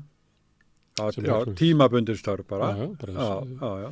Það var svona ábyggilega fólk á þínum aldri og mínum aldri, svona strákar sem oft unnu fyrir námi með þessu að fara í kvalinn. Já, kunnagskurðin, sko, það byggilega, sko, ekki saman hvernig það er unnið. Já, en sko, við mögum ekki gleyma því heldur að þegar Kristján Þór Júlíusson var sjávarútvegsráðherra, að þá sendi Kristján Lofsson til hans var ekki bara reglugerð tilbúna. Já. Það bara kom bara í faxi frá Hval HF. Þannig að svona sterk tök hefur Kristján Lofsson í Sjálfstæðisflokknum. Og hann sætti sig ekkert við að einhver Svandís sé að skemmilegja fyrir sér. Hann er vanur því að fá að setja reglunar. Nákvæmlega, já. Kristján Þór hefur örugglega sagt að til hvað settu við að semja svona reglugerði ef að nafni getur gert það. En það er, kannski er þetta til þess að kaffæra umræðinu um Íslandsbanka? Nei, það er ekki. Heldur þetta nái bara djúpt inn í sál Sjálfstæðisflokksins? Þetta er hvalamál? Hvalamál? Nei, þeir bara er að nota hann, þetta mál. Til þess að í þetta. En reynda stundum. Þeim er alveg sama, heldur þessum venjulegum þingmanni Sjálfstæðisflokksins eitthvað sem ekki sama hvalamáli. Þeir eru eitthvað allt annað. Þeir vilja fara að opna áfengi, sko, það allir getur sett áfengi og það er svona sem þeir eru í, sko. Já. Og hvort það þurfa að draga úr þessu styttingu fram að skólan sem Illugi Gunnarsson gerði, sko, eitthvað svo þeir þar. En hvalurinn, það er þá bara... Það er eitt sem er í flokknum, sem að, til dæmis, hvernig fólki sem býr út í Skerjafirði talar út af því að þá koma hverfið þarna og þeir vilja ekki fá einhverja fátaklinga inn í ríkramanna hverfið sitt. Já. Og í sambandi við þetta, þá stundum finnst mér að sé svona hluti að Sjálfstæðisflokknum sem það. Þú veist, ef að okkar menn get ekki stoppa svona mál, til hvers erum við þá eiginlega í ríkisstjórn? Það er þessi stemming sem er mjög sterk í flokknum, sko. Já, núna. Já. Og sko, svona kjörkuðustu þingmennir er að tjá sig það, sko. Alveg svo Jón Gunnarsson, hann var, ég man ekki á hvaða útastæðan var í morgun, en sko, hann er bara harður, sko. Og hérna...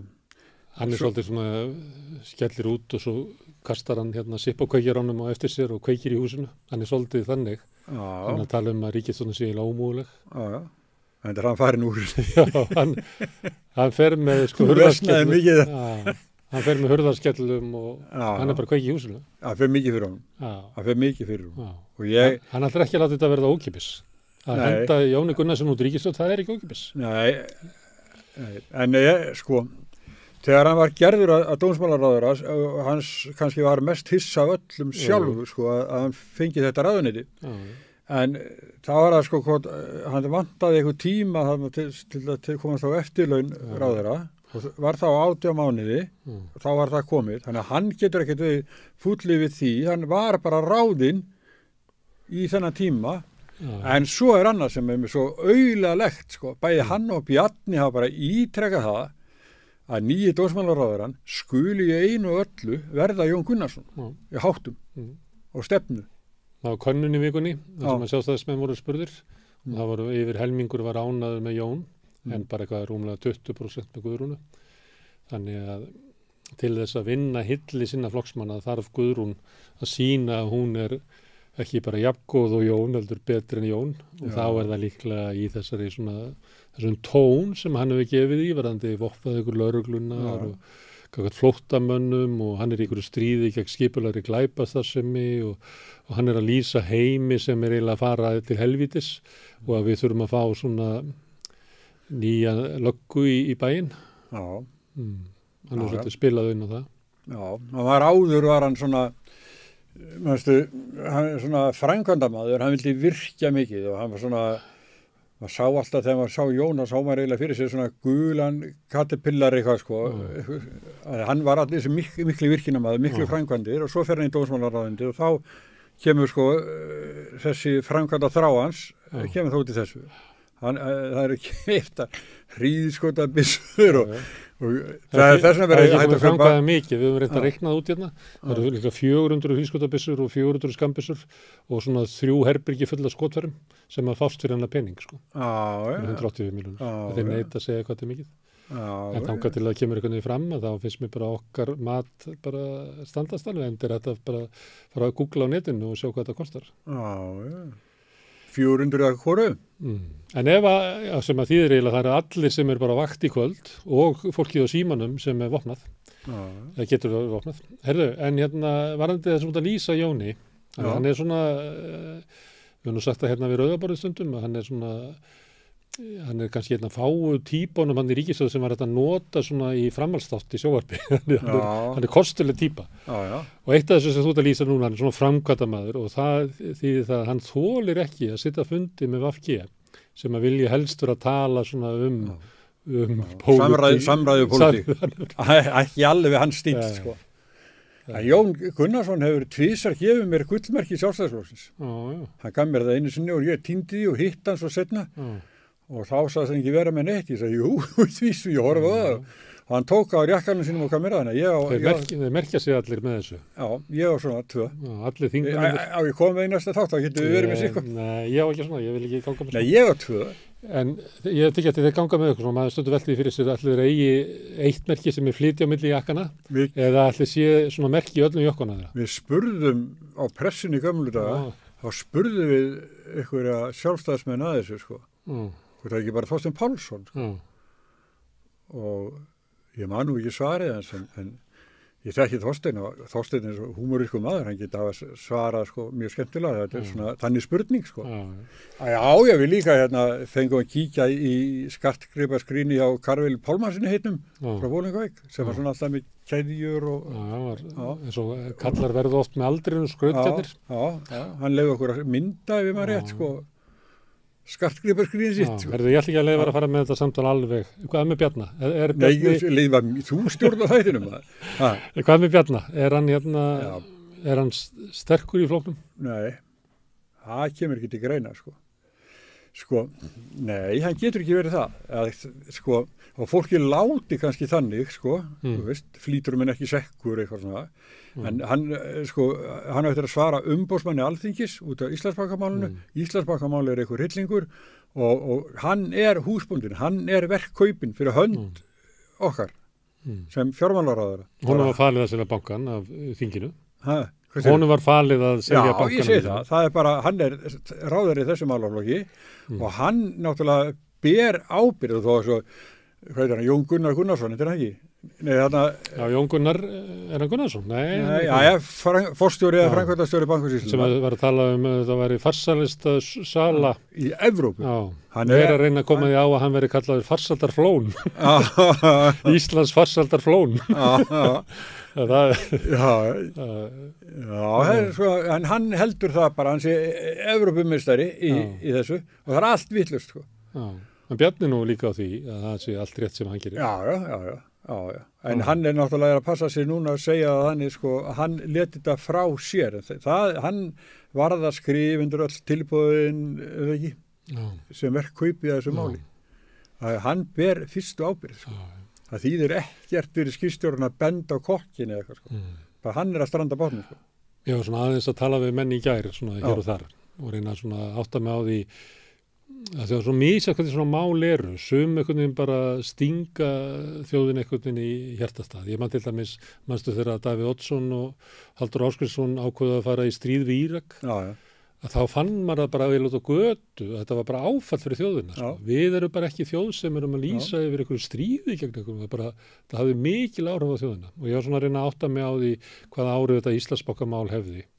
Og var að tala við fólk svona sem að vinnur við kerfið og inn í kerfinu og eitthvað svona.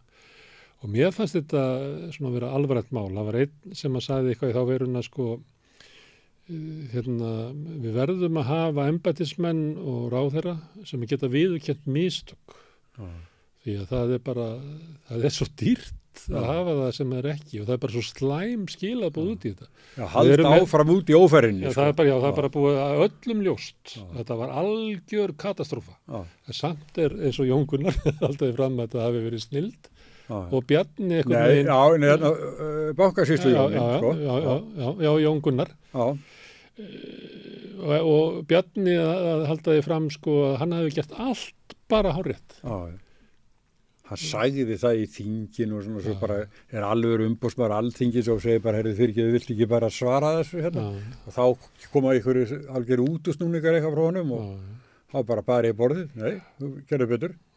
En inn í flokknum, þá hann oftar þannig, hann mitt frekar standa með, bara eins og republikanar í Bandaríkjunum, standa frekar með Trump, alveg sama hvað á hann smurt, að það skiptir ekki máli, þetta allt saman bara eitthvað mískilningur og ofsóknir og eitthvað svona. Er þetta viðhorfið inn í grasrótsflokksins eða eru þar menn sem eru bara orðnir þreyttir á því að sko þurfa að verja Bjarna Benediktsson í öllum kaffitímum og hvað heldur þú? Ég held það. Hann sé komið svona þreyta í... Já, ég held það.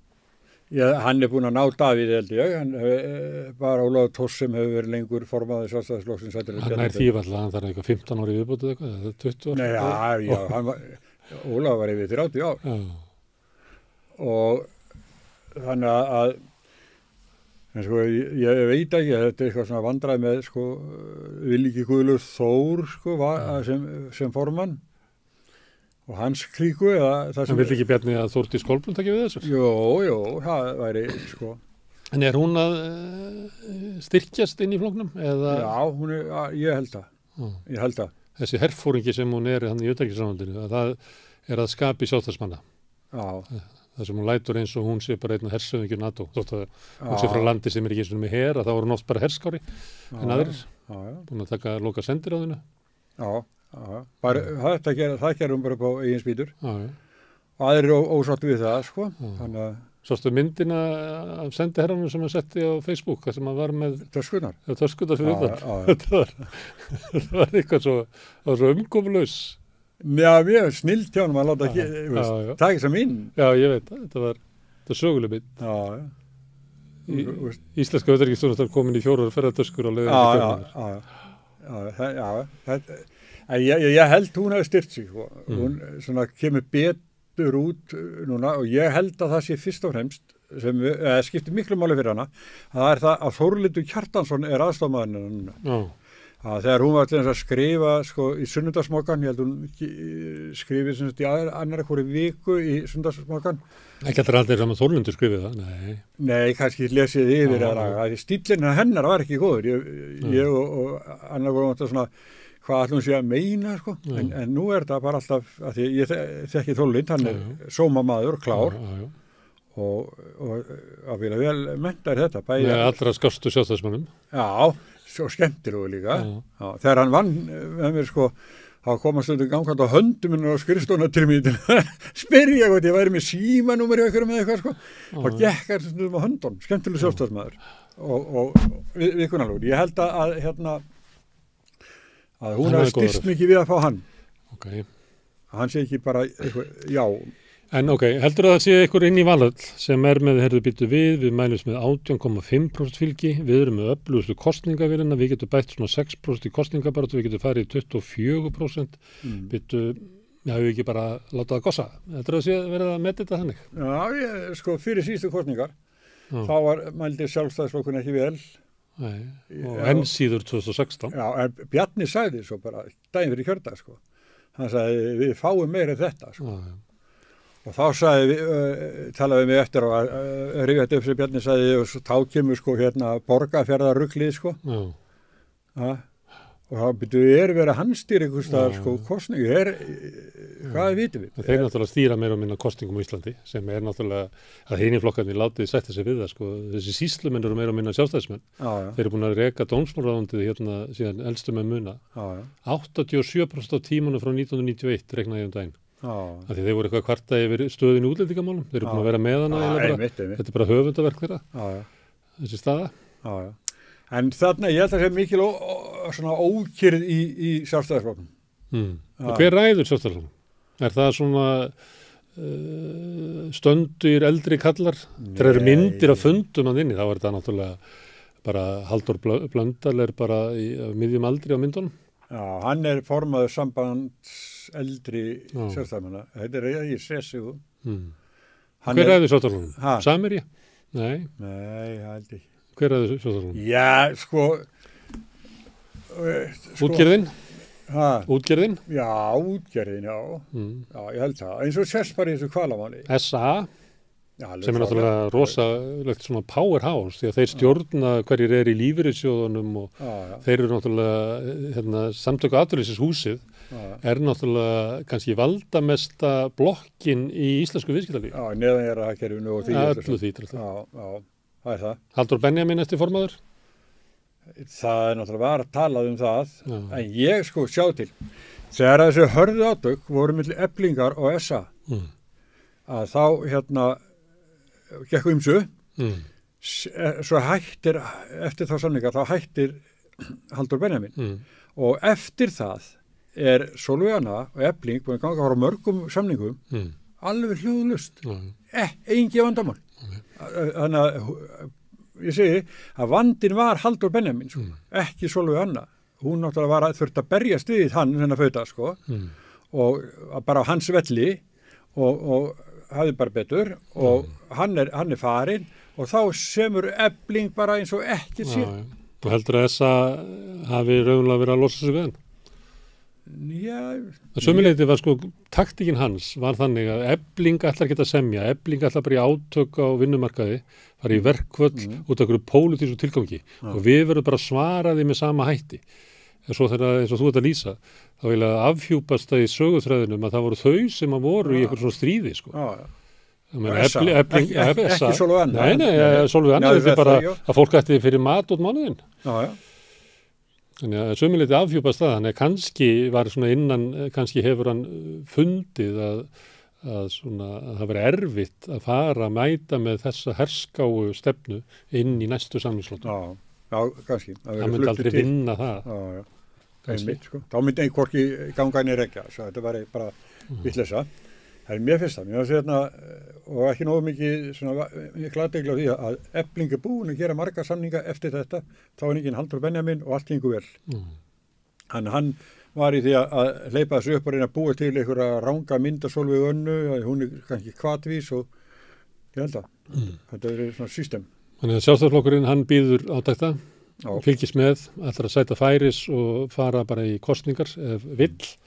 En svo er náttúrulega þessi millileikur sem er alltaf bara að henda VG út úr ríkisstjórninni og taka Flokk fólksins í staðinn. Og það sé ekki ódýrara. Ég held að Framsóknarmenn og Sjálfstæðismenn séu að tala um þetta sína milli, sko. Þeir segja bara það er bara of kostnaðarsamt fyrir okkur að vera með VG. Ég kenna VG alls konar hluti. Ég heyrði eitthvað tala á Sjálfstæðismenn svo að kenna VG að bankasýslan hefði verið lögð niður eftir ríkisendurskoðunarskýrsluna sem er bara, þetta er búið að vera stefnur sko Sjálfstæðisflokksins alveg frá því að bankasýslan var sett á laginnar. Það er svona eins og þessi bara að kenna VG eiginlega allt, sko. En það er hérna VG, ég er að tala um það. Sólveig Anna, þú nefndir hana, hún var hérna í fyrradag og hún var að segja sko að ef það er einhverju kjósendur VG, einhverjum almennir þingmenn eða er einhver grasrót þarna inni, að þá lítur þetta fólk bara ekki að sætta sig við að Katrín Jakobsdóttir láti eins og VG segi Katrín Jakobsdóttir. Það lítur að vera einhver stjórnmálaflokkur hana. Að þá getur sá flokkur ekki látið Íslandsbankamálið yfir sig ganga. Nei, ég er sammálaður. Ég var að vitna í hann. Það er bara ekki við, ekki bara þjóðin ekki heldur, þetta má ekki ganga. En sko, ég held að það sem að Svandís Svavarsdóttir gerði, með að stoppa hvalveiðarnar, að það myndi lyfta flokknum meira en það gerði. Það er ekkert að marka, sko, vanalega að þetta var maskinugunum síðast. Þá taka þeir yfirleitt svona viku, en í þessu þá var þetta alveg heill mánuður, ég kannaði það nefnilega. Af því að það er ekki hægt að lesa neina svona sveiflur á milli dag út af þessari könnun og svo fáum við líklega Gallup núna helgina eða mánudaginn og það er líka tekið við svona heila mánuð, þannig að það er enginn að taka svona kannanir frá degi til dags. Nei, svona snerti kannanir sem er alltaf skemmtilegast. Af því að þá getur við mælt svona, eða þú fengið eitthvað svona tilfinningu fyrir hvað svona mál ein og sér, hvað árið við hafa. Já, það vantar þetta eins og DFF kannanirnar voru spennandi. Já, þannig að í þessari maskínukonum sem kom, þar sem þau voru með 7%, ég man ekki hvað þeir voru með síðast í maskínu, þeir voru með 5,6 eða 5,7%, gott ekki bara 5,7. Bættu vissu með 1%. 1%, já. Þessum er náttúrulega eina skekkjumarka. Já, ég veit það, ég held sko hitt að það er myndi sko, loksins komið þeir með eitthvað mál, það var að stoppa. En 2/3 af könnuninni er sagt, fyrir hvalamál. Þannig að það kemur ekki ljós strax. En getur VFG hangið þetta? Eru þau ekki bara að reyna, hvað myndum að segja, ríða átemjuna? Bara vona að þau einhvern veginn haldist þannig inn í ríkisstjórn því að þau hafa enga góða kosti? Nei. Annarkot að henda íhaldsflokkarnir þeim út og taka einhvern íhaldsflokk inn eða að það fari kostninga sem eru mjög erfitt fyrir þau. Já, þau eru mjög illa stödd núna. Þau eru mjög illa stödd, en samt er þetta núna að stoppa hvalveiðina. Þar er VFG sko, stendur upp úr stólnum og það er eiginlega eina svona stóra máli sem þau hafa. Þú getur ekki farið í kostningar með kjósum hvali. VFG? Nei, þeir sína þarna loksins sko, smá bein í nefnu, þetta er ekki bara brjós sko. Þá verður að setja bara Svandís í fórstuna. Já, ef að hinn fer að þá Svandís. Með hvað erindi geti Katrín Jakobsdóttir farið í næstu kostingar? Ég veit það ekki. Nei, ég veit það ekki. Svo er annað sem að það skiptir máli ykkur stjórnar. Það var síðast. Ég las í morgun líka að Guðmundur Ingi Guðbjarnason, varaformaður Vinstri grænna, hann er að slípa til að vilja sjálfstæðismanna aukna valdheimir til ríkissáttasemjara. Já, hann vill ekki hleypa því í gegn. Nei, hann segir núna sko að það vinna hafið við það aftur sko. Já, en það er ekki að því að moggin er náttúrulega áróðsblað. Já. Ef maður les bara nákvæmlega það sem hann segir, þá segir hann að verkefnishreyfingin hafi staðið á móti þessu. Þetta var náttúrulega samþykkt í ríkisstjórn sko, þannig að VFG, ég veit ekki hvernig fóru að því að samþykkt í ríkisstjórn. Síðan er verkefnishreyfingin mjög á móti þessu, þannig hann ákveður það að búa til samráðsnefnd, til þess að búa til samkomulag, það sé ekki að reka þetta mál í gegn í ósátt við aðila vinnumarkaðarins og það verið vonandi tilbúið í haust. Þá getur maður ímyndað sér að koma út úr því eitthvað sem verkefnishreyfingi getur sett sér við sem er bara eiginlega enga breytingar. Því þetta snýst náttúrulega bara samningsrétt og verkfallsrétt. Því að verkefnishreyfingi getur ekki afsalað sér því. Það getur bara, hann er bara hætt og bara breytt sér endanlega í sumarhúsaleigu. Og þegar hann kemur fram með það, þá náttúrulega kvín í sjálfstæðisflokknum. Því að þeir eru bara á sama, ég meina, íhaldsflokkurinn breskir að reyna að berja niður, þeir eru að setja lög sem eiginlega stoppa verkfall. Þannig að sjálfstæðisflokkur er bara þar sko. Já, ég veit það. Þó svo að hafi verið í meir en kannski öld í okkar heimsluta borin virðing fyrir því að verkaliðurinn verður að fá að geta sótt fram betri kjör með verkvöldum. Að þá er sjálfstæðisflokkur ekkert af því. Honum finnst svona síðustu 100 ár mistök að þessu leyti. Það hefur verið miklu betra bara verkaliðurinn væri bara haldið niðri. Það hefur komið betra samfélag út úr því. En samt er þetta á borðinu hans sko. Hann er ekkert búin að loka á þetta, hann er með þetta á borðinu. Hann er varaformaður Vinstri grænna og það sem ég var að hugsa sko, það eykur ekki sko fylgi Vinstri grænna að varaformaðurinn sé að möndleika á sjálfstæðisflokkinum að auka heimildir ríkisstjórnarsemjara. Ég held að. Mér finnst líka bara ævintýrlegt að þau skyldu hafa samþykkt þetta. Já. Þú veist, einhverjum hita leiksins þegar var verið að deilan var þarna milli ríkissáttasemjara og Eflingar.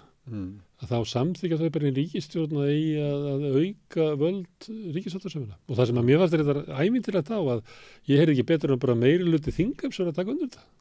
Já. Þetta var ótrúlega, það var margt sem svo skrítið sem gerði síðan vetur og eitt af þessu var þetta. Það var bara eins og væri meirihluti inn á þingi fyrir því að taka verkfallsréttin af launafólki. Og líka reyna eins og mögulega geta að það sé ekki sko skyldu að verkfallsfélögum. Það er sjálfstæðisflokkurinn. Þannig að leggja það fram. Þetta er það sem þau vilja leggja að. Að Dilja og Óli Björn, þetta er það sem þið er skemmtilegast að tala um á þingi. Það er en stórkostlegu eyðilegging sem verkalýðshreyfingin hefur valdið á samfélaginu. Já, stundum.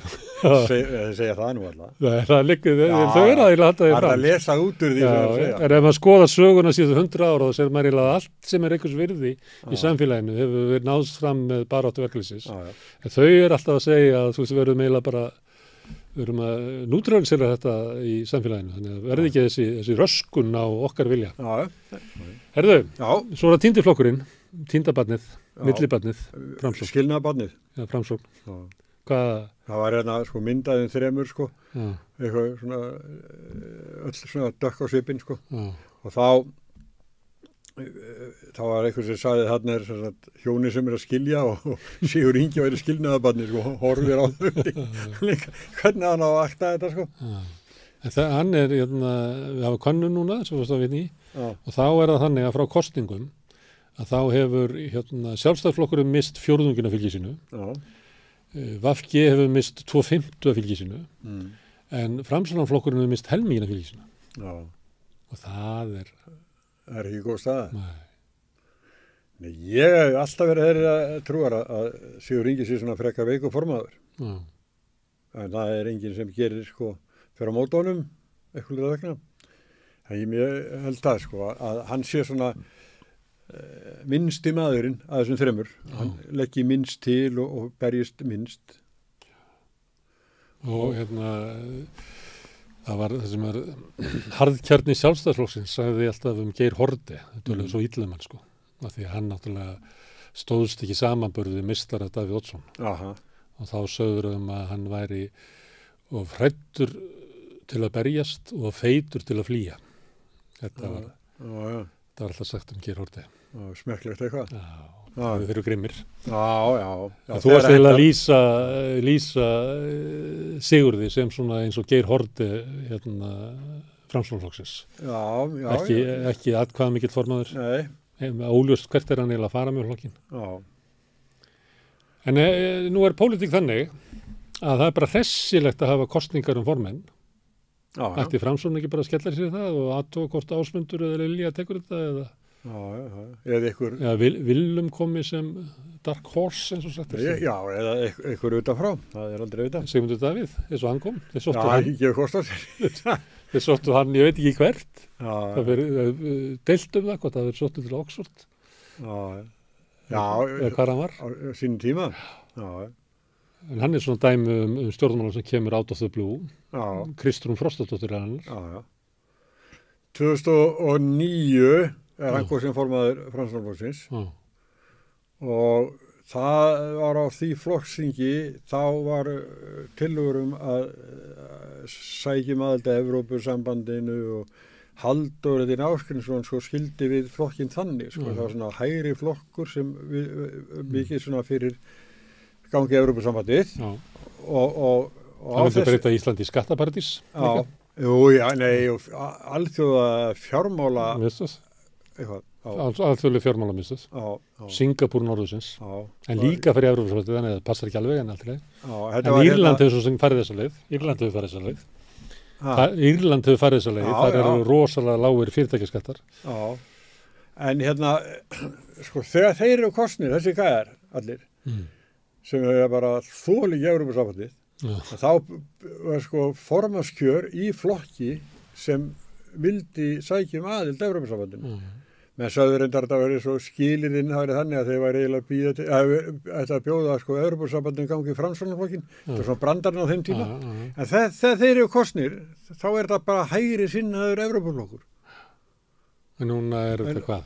Hægri sinnaður Evrópuskeptískur flokkur tækifæris bara eitthvað eins og bara oft hefur verið sagt Framsókn mér finnst það einhvern veginn sko hann fara að kynna einhverja samgönguáætlanir og húsnæðisáætlanir og ég hef hann grunlega verið alltaf með sömu gröfin sko, skygnunar hann er alltaf með einhverja fundi og talar mikið og ég held að Davíð Oddsson hafi verið að gera grín á hann að hann vildi bora í gegnum all fjöll á Íslandi það er svona stórtækur eitthvað sko, svo vítum alveg að þetta er bara áætlun sko. Og hinum megin svo er kannski Bjarni Ben að halda annan fund þar sem hann er að tala sko fjármálaáætlanir og fleira, það sem ekkert af þessu dóti sem að Sigur Ingi ætlar að gera er með. Nei. Þannig að hvor heldur að ráði á endanum? Ég held að þetta sé hvoru tveggja bara kynningar, sko. Að eins og fjármálaáætlunin, hún eftir að breyta, sko. Þau að misreikna tekjurna til dæmis að túrismannum í nokkur ár, sko.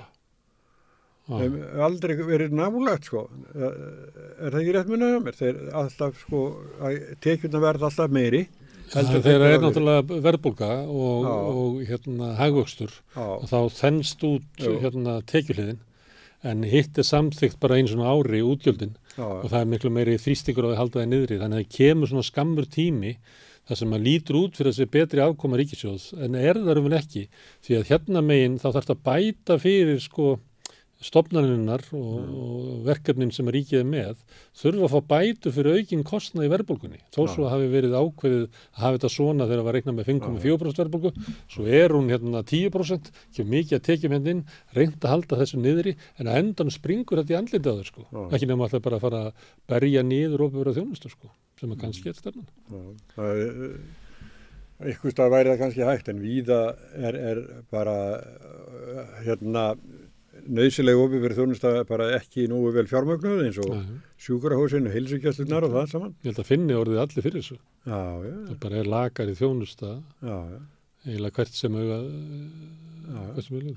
við erum að tala um Framsókn og ég sagði áðan að Sjálfstæðisflokkur væri með svona derring í Hvalamálinu. VG er eiginlega ekki með neitt derring eða neinu.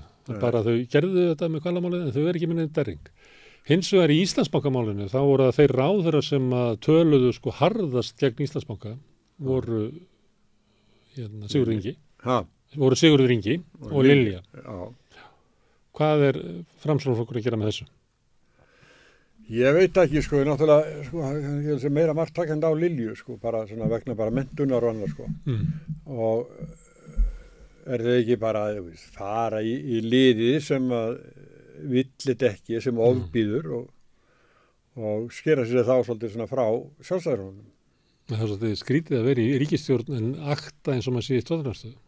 Eins og maður sé í stjórnarandstöðu? Já. Þetta er svolítið þannig. En það er svona, ég veit ekki, sko Framsókn náttúrulega fer ekki með þetta slagorð sitt aftur í kosningar. Er ekki bara best að kjósa Framsókn? Já. Alveg ótrúlegt að vinna stórsigur í kosningum með þessu. Þetta hljómar vel, sko, en Trump allar aftur og þá var verið að tala um, getur þú farið aftur með slagorðið Make America Great Again? Já. Og þeir hafa sagt, já, við getum gert það. Það er Make America Great Again. Þannig að þeir getur farið með, er ekki bara best að kjósa Framsókn aftur. Það getur verið. Já. Kannski gera það. Nei, ég held að það sést líka á skoðanakönnunum að þessi þríflokkar, þeir hafa mist mikið fylgi og tröst til formannan og það er líka mikið minna en hefur verið, er ekki? Og Katrín er líka? Katrín er bara detta í sko sömu stöðu og Ásgeir í Seðlabankann. Hún var bara með svona sjónamun betri stöðu hjá þjóðinni heldur en Ásgeir sem er búin að vera sko með bara hengingar óleina á maður ársins. Já, maður ársins fyrir hvað þeir var árum. Það var ekki verið nú síðast. Var það síðast? Nei, það var ekki verið að vexlunum lágir, sko. Það hefur verið ábílað 2021. Já, lágastalandið Ísland. Kaupið ykkur íbúði, fjárfestiði. Þannig að þið vorum að tala um stjórn og stjórnarandstöðu. Það er eitt sem að mér fannst að því út blaðamaður. Þegar að Íslandsbankaskýrslan kemur, eða þetta frá fjármáladeildinu, sáttinn, opinber, þá er allan þann daginn er að þeir sem eru að tjá sig og hvað eru hneykslaðir á Íslandsbanka voru sko málsaðilar málsins. Það voru ráðherrarnir, það var bankasýslan. Það var ekki fyrir en svo var aðeins henta aðeins í stjórnarandstöðuna þarna. En svo bara eiginlega meir og minna þá hafa sko eiginlega ráðamenn stjórna tóninum í þessar umræðu. Ég kom mér mjög óvart sko að sem er bara mjög oft sko. Þetta sé bara ríkisstjórnarsjónvarpið eins og ekki ríkissjónvarpið. Já, sko svona vissulega kemur stundum upp svona aðgangsharka. Heimir Már getur verið mjög ákveðin spyrill og allir með það. Svo var ég veit að ég var ekki Freyr Gía, hver var það sem að spurði Finn Árnason, stjórnarformann Íslandsbanka út af starfslokasamningnum í Birnu og þá sagðist hann, ég man nú ekki tölunar í þessu, þá sagði hinn, gerðir þú ekki samningin? Jú.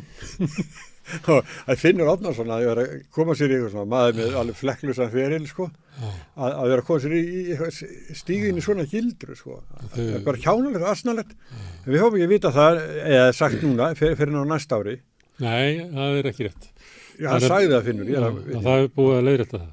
En hann hafi sagt að þetta kæmi fram í uppgjöri og þá hefur eitthvað lagt saman 2 og 2 að þetta væri ársuppgjörið. Þannig að þetta kemur fram í 6 mánaða uppgjörinu sem að verður líklega klárt svona, myndi gíska svona 22. júlí.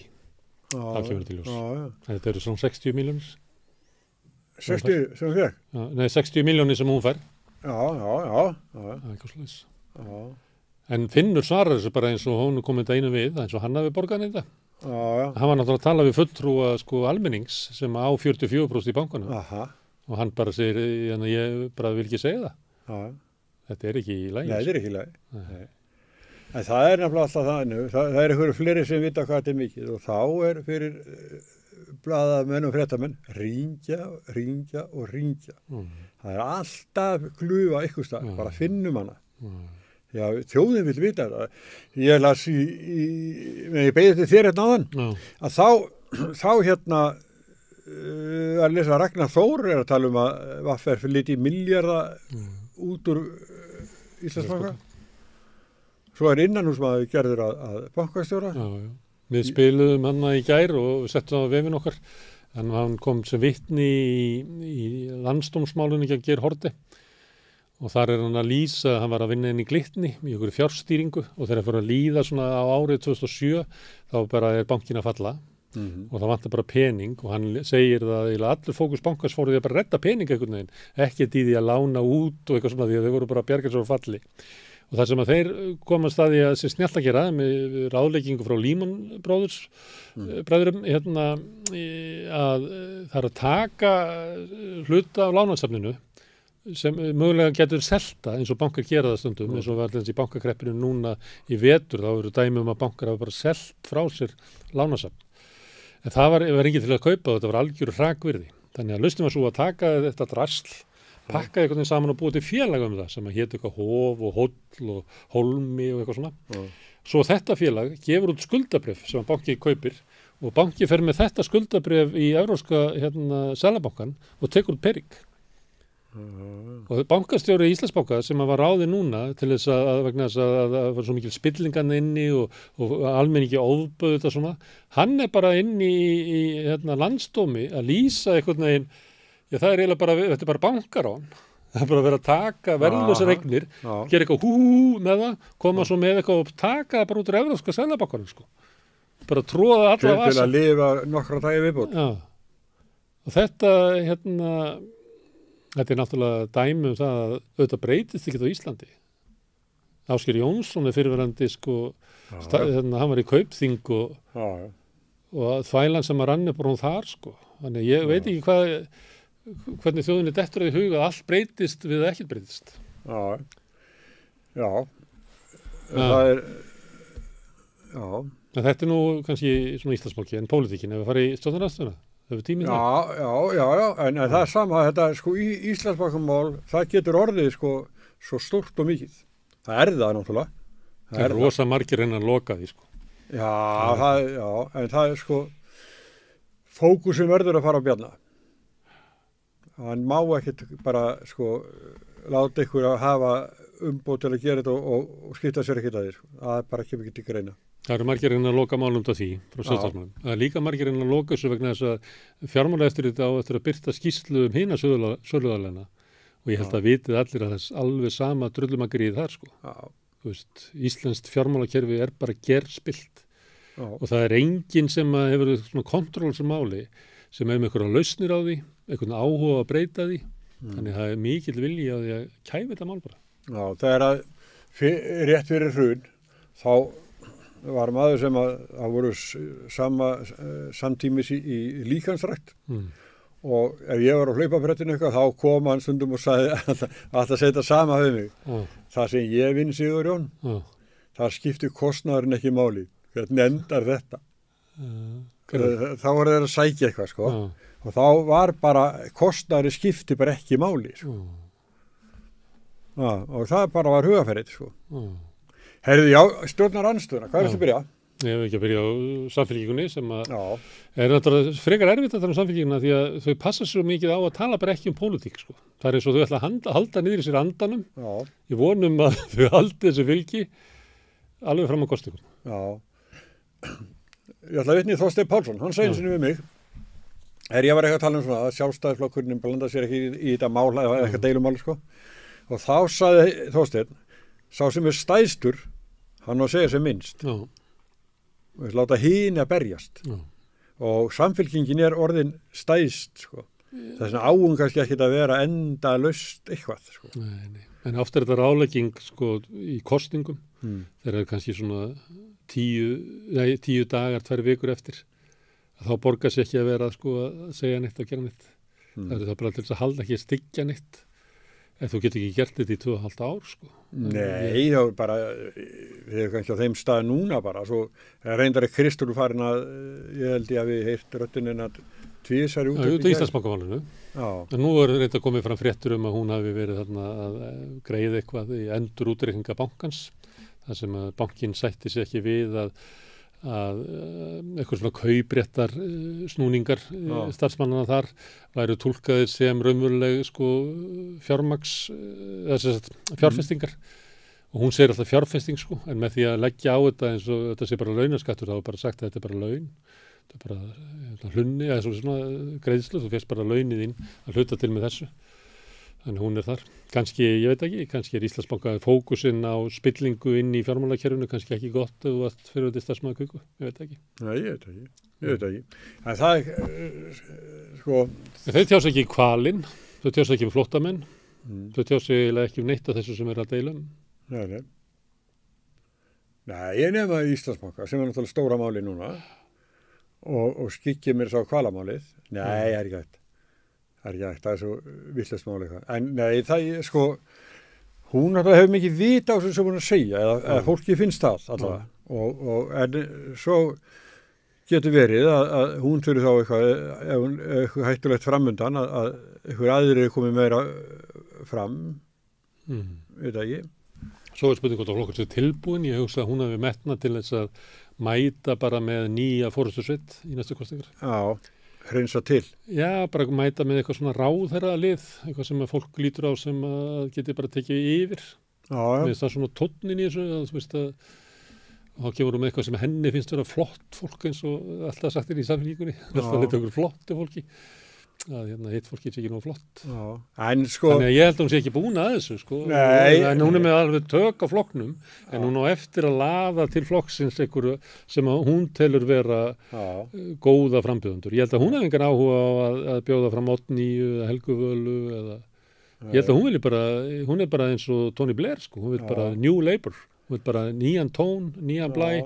Þetta er flokkur sem er ekki verið að tuða hvað er að í samfélaginu. Þetta er flokkur sem er hingað komið til þess að stjórna. Já, það er hérna, þegar komið svona varandi Oddnýju í Suðurkjördæmi, Björgvin G. Sigurðsson fyrrverandi ráðherra, hann ætlar að sækja þetta í fyrsta setinu og svo einhver annar maður sem ég man ekki hverju. Nei, ég man ekki heldur. En það er svona, sko, strax bara fyrir að opinbera þetta að það verður slagur, sko, við Oddnýju ef hún heldur áfram, það er nú eitthvað ekki eitthvað þá hún alltaf hætta og kannski engin spurt hann að því, bara fólk að ímynda sér.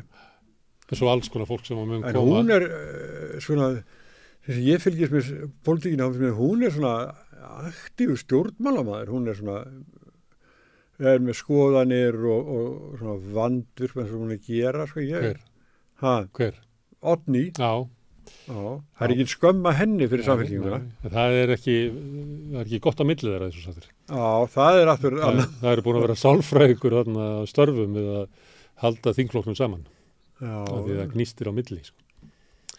Það er náttúrulega þegar kemur eitthvað svona out of the blue inn í flokkin eins og Sigmundur Davíð að það er oft sem að það veldur svona þú veist það er svo er kannski eitthvað svona klíkumyndin það byrjar strax sko að Helga Vala er setta afsend þingforsformaður og Logi fær það sko þannig að það er eitthvað þannig að kannski er það svona merkjum eitthvað sem að blað og fréttaminn ætti að vera elda núna sko hvort það séu einhver átök innan samfélkingarinnar, við höfum ekki heyrt að því.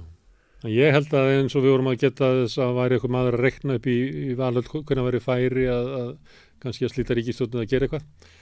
Að ég held að sko fókusin á forystu samfélkingarinnar bara að byggja og undirbúa framboð fyrir næstu kosningar sem að getur sótt þetta fylgi og það verði boðið upp á eitthvað sem að fólk lítur á að sé valkostur að stjórna landinu, ekkert píratarugl.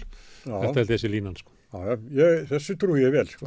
Hún talar þannig sko, hún er mælsk og hún talar þannig og hún bara allar að vera þar á þeirra og flokkurinn fyrir ríkisstjórn og ný og fersk sko, sem að til dæmis að þið voru þannig ríkisstjórnarflokkana áðan að fólk alltaf verið hundleitt á Bjarna og Katrínu og Sigurð Inga, það bara þannig sko. Þú veist, það er engin sem að getur átt sko, hittara í fyrsta sæti sko, 12 ári í röð sko. Nei. Það er ekki eins og bílarnir það dugar engin svona lengi sko. Við talum ekki eins og stjórnmálafólki hérna, þeir eru á Gíslamarteini og eru í auglýsingum og eru bara allstaðar sko. Þannig að það er bara, svo kemur ég held að það sé eitt af þessu sem að Kristrún er náttúrulega rosalega mælsk og hún kemur frá vinstri en talar hægrísku, svona talar efnaðasmálin og svona, það er bara rosalega skemmtilega innkoma inn í þetta, en það er líka að ég held að til dæmis fólki í Sjálfstæðisflokknum, í VG og Framsókn og kannski víðar sé að hugsa djúvill getum við fengið mikið út og bara að svissa aðeins fórustunni til sko.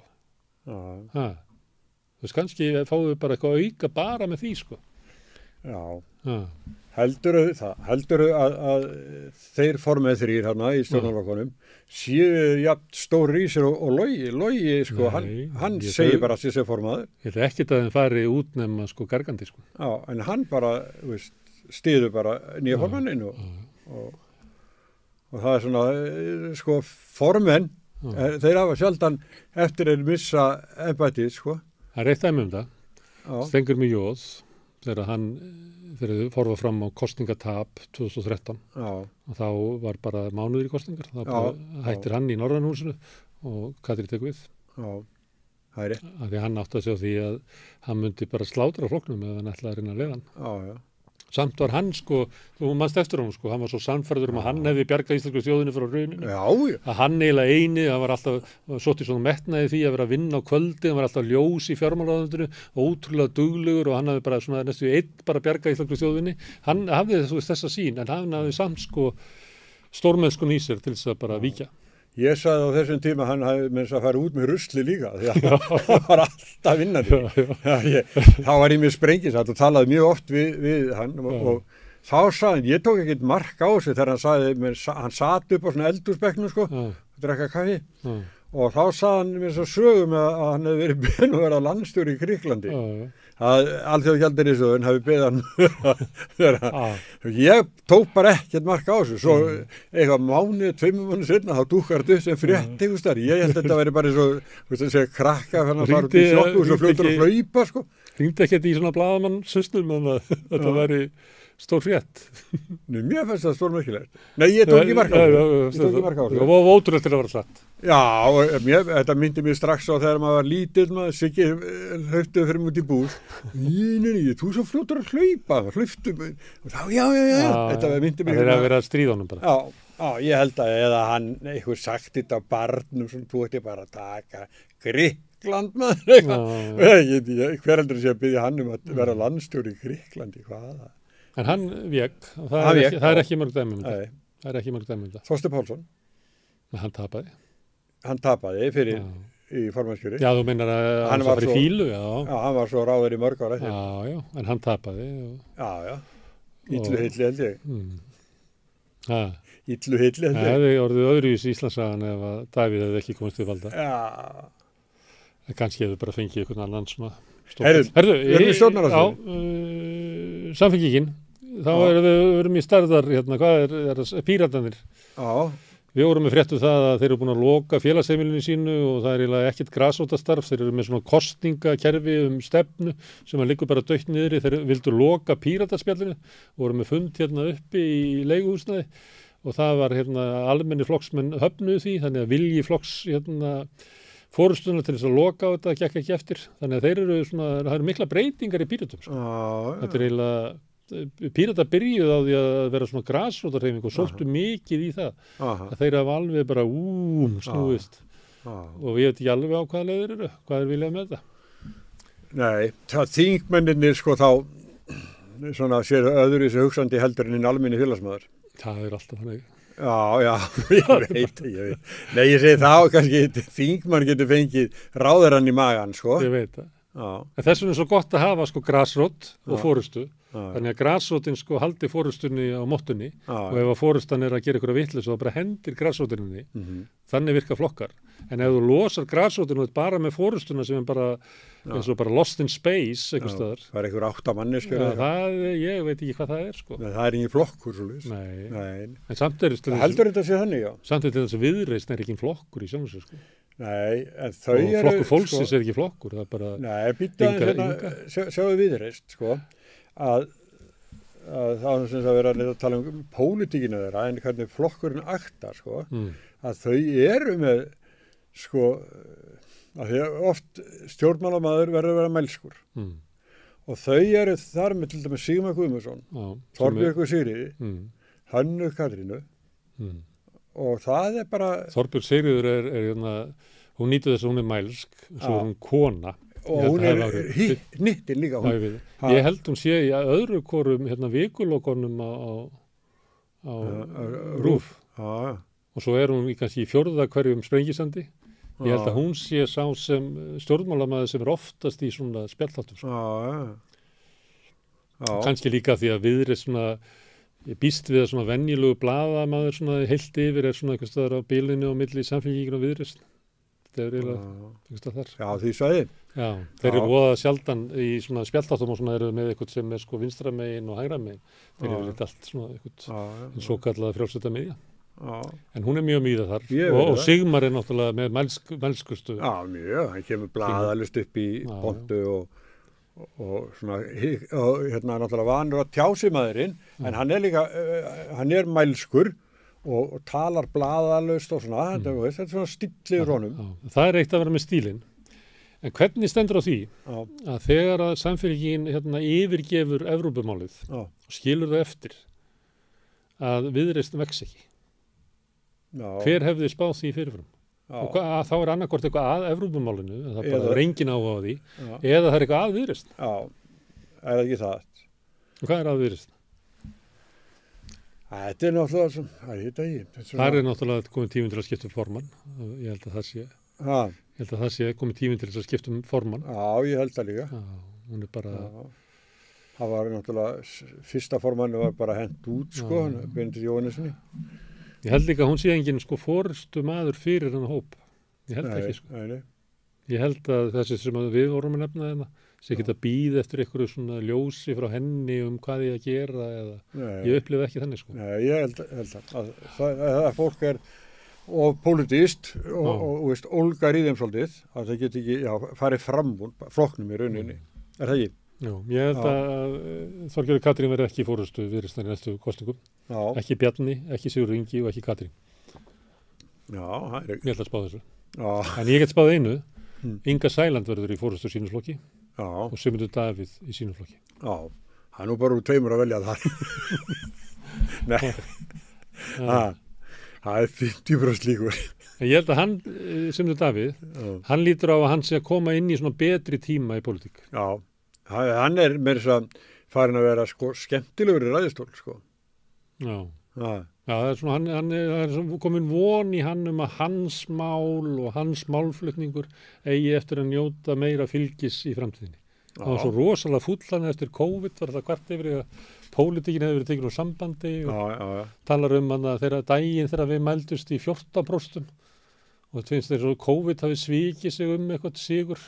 Þannig hann hefur ekki búin að vera í stöðu mér finnst svona undarfæri finnst mér eins og hann sé svona fullur af hann er vonbetri ég hef tekið þetta í því og hann er sko stundum kemur hann ávart sko hann er í ræðustól og hann er hlegið í salnum og svona skemmtilegur og eitthvað og svona, mér finnst hann svona að tekið sér svolítið á hann er svona léttari heldur hann var Hann líti ekki á alla í salnum svona sem anstæðing og svona, hann sé svona blíðar á mannin.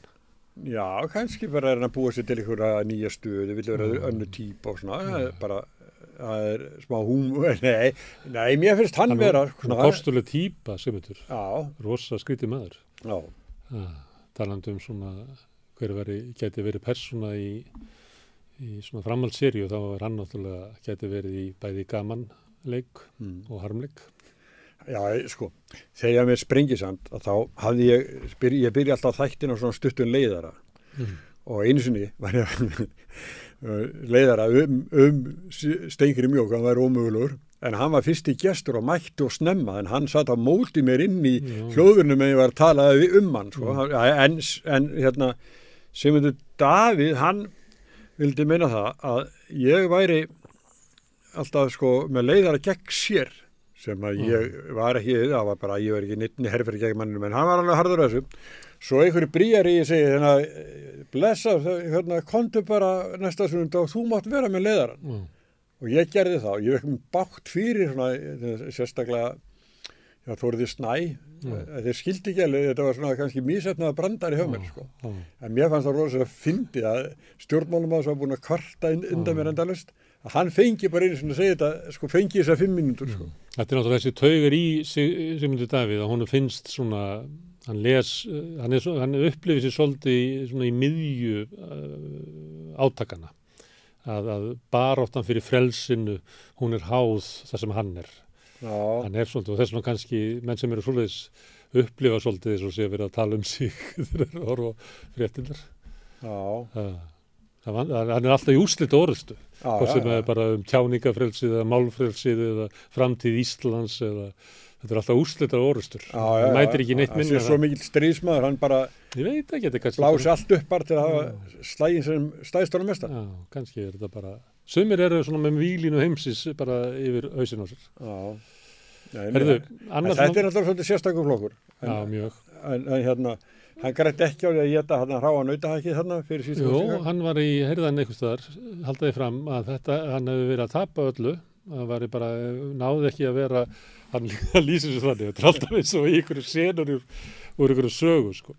Það var bara COVID og það var ekki nein pólitík á dagskrá og hann sá fram á það að hann myndi bara, geta hugsalega bara tapa og þurrkast út af þingi.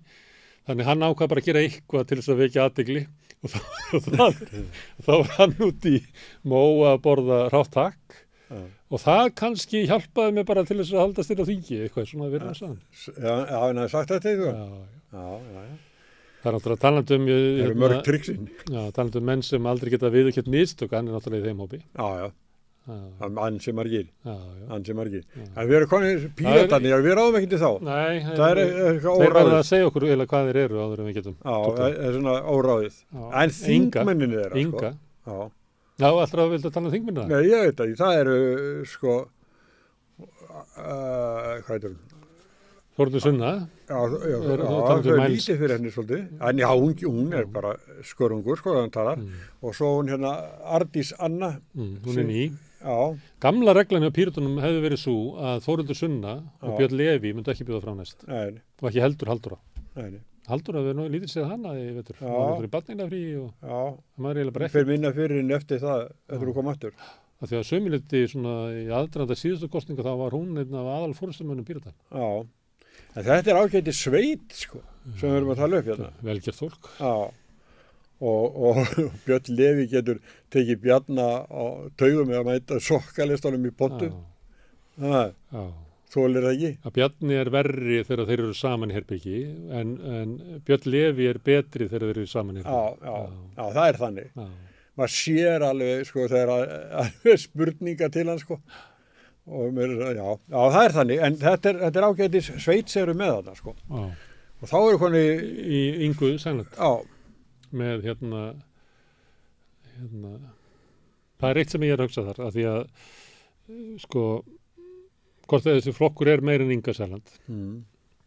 Ég veit ekkit hvort að Jakob Frímann eða Tommi og Tómaborgurum hugsa það. Ég veit ekki heldur hvort að, sko, Guðmundur Ingi held ég að sé nú bara búin að vera svo lengi með Ingu Sæland, hann er örugglega ekki að hugsa það. Eyjólfur Ármannsson í norðvestri held ég að sé ekkert að pæla í þessu. En ég held að Ásta Lóa sé að hugsa framtíð flokksins. Já. Og ég held að plani á henni sé það að fá Ragnar Þór Ingólfsson inn í flokkin og hann geti leitt flokk fólksins í framtíðinni. Þú tekið eftir því að þau skrifa alltaf greinar inn á Vísi saman. Og mér finnst þetta orðið og þau eru núna, þau einhvern veginn tekið að sér að vera með mótmæli sem að inn á Austurvelli sem að kannski sló ekki alveg í gegn. Nei, því miður sko. Hvaða merkingu hefur þetta? Þau kom alltaf saman sem eitthvað svona tím.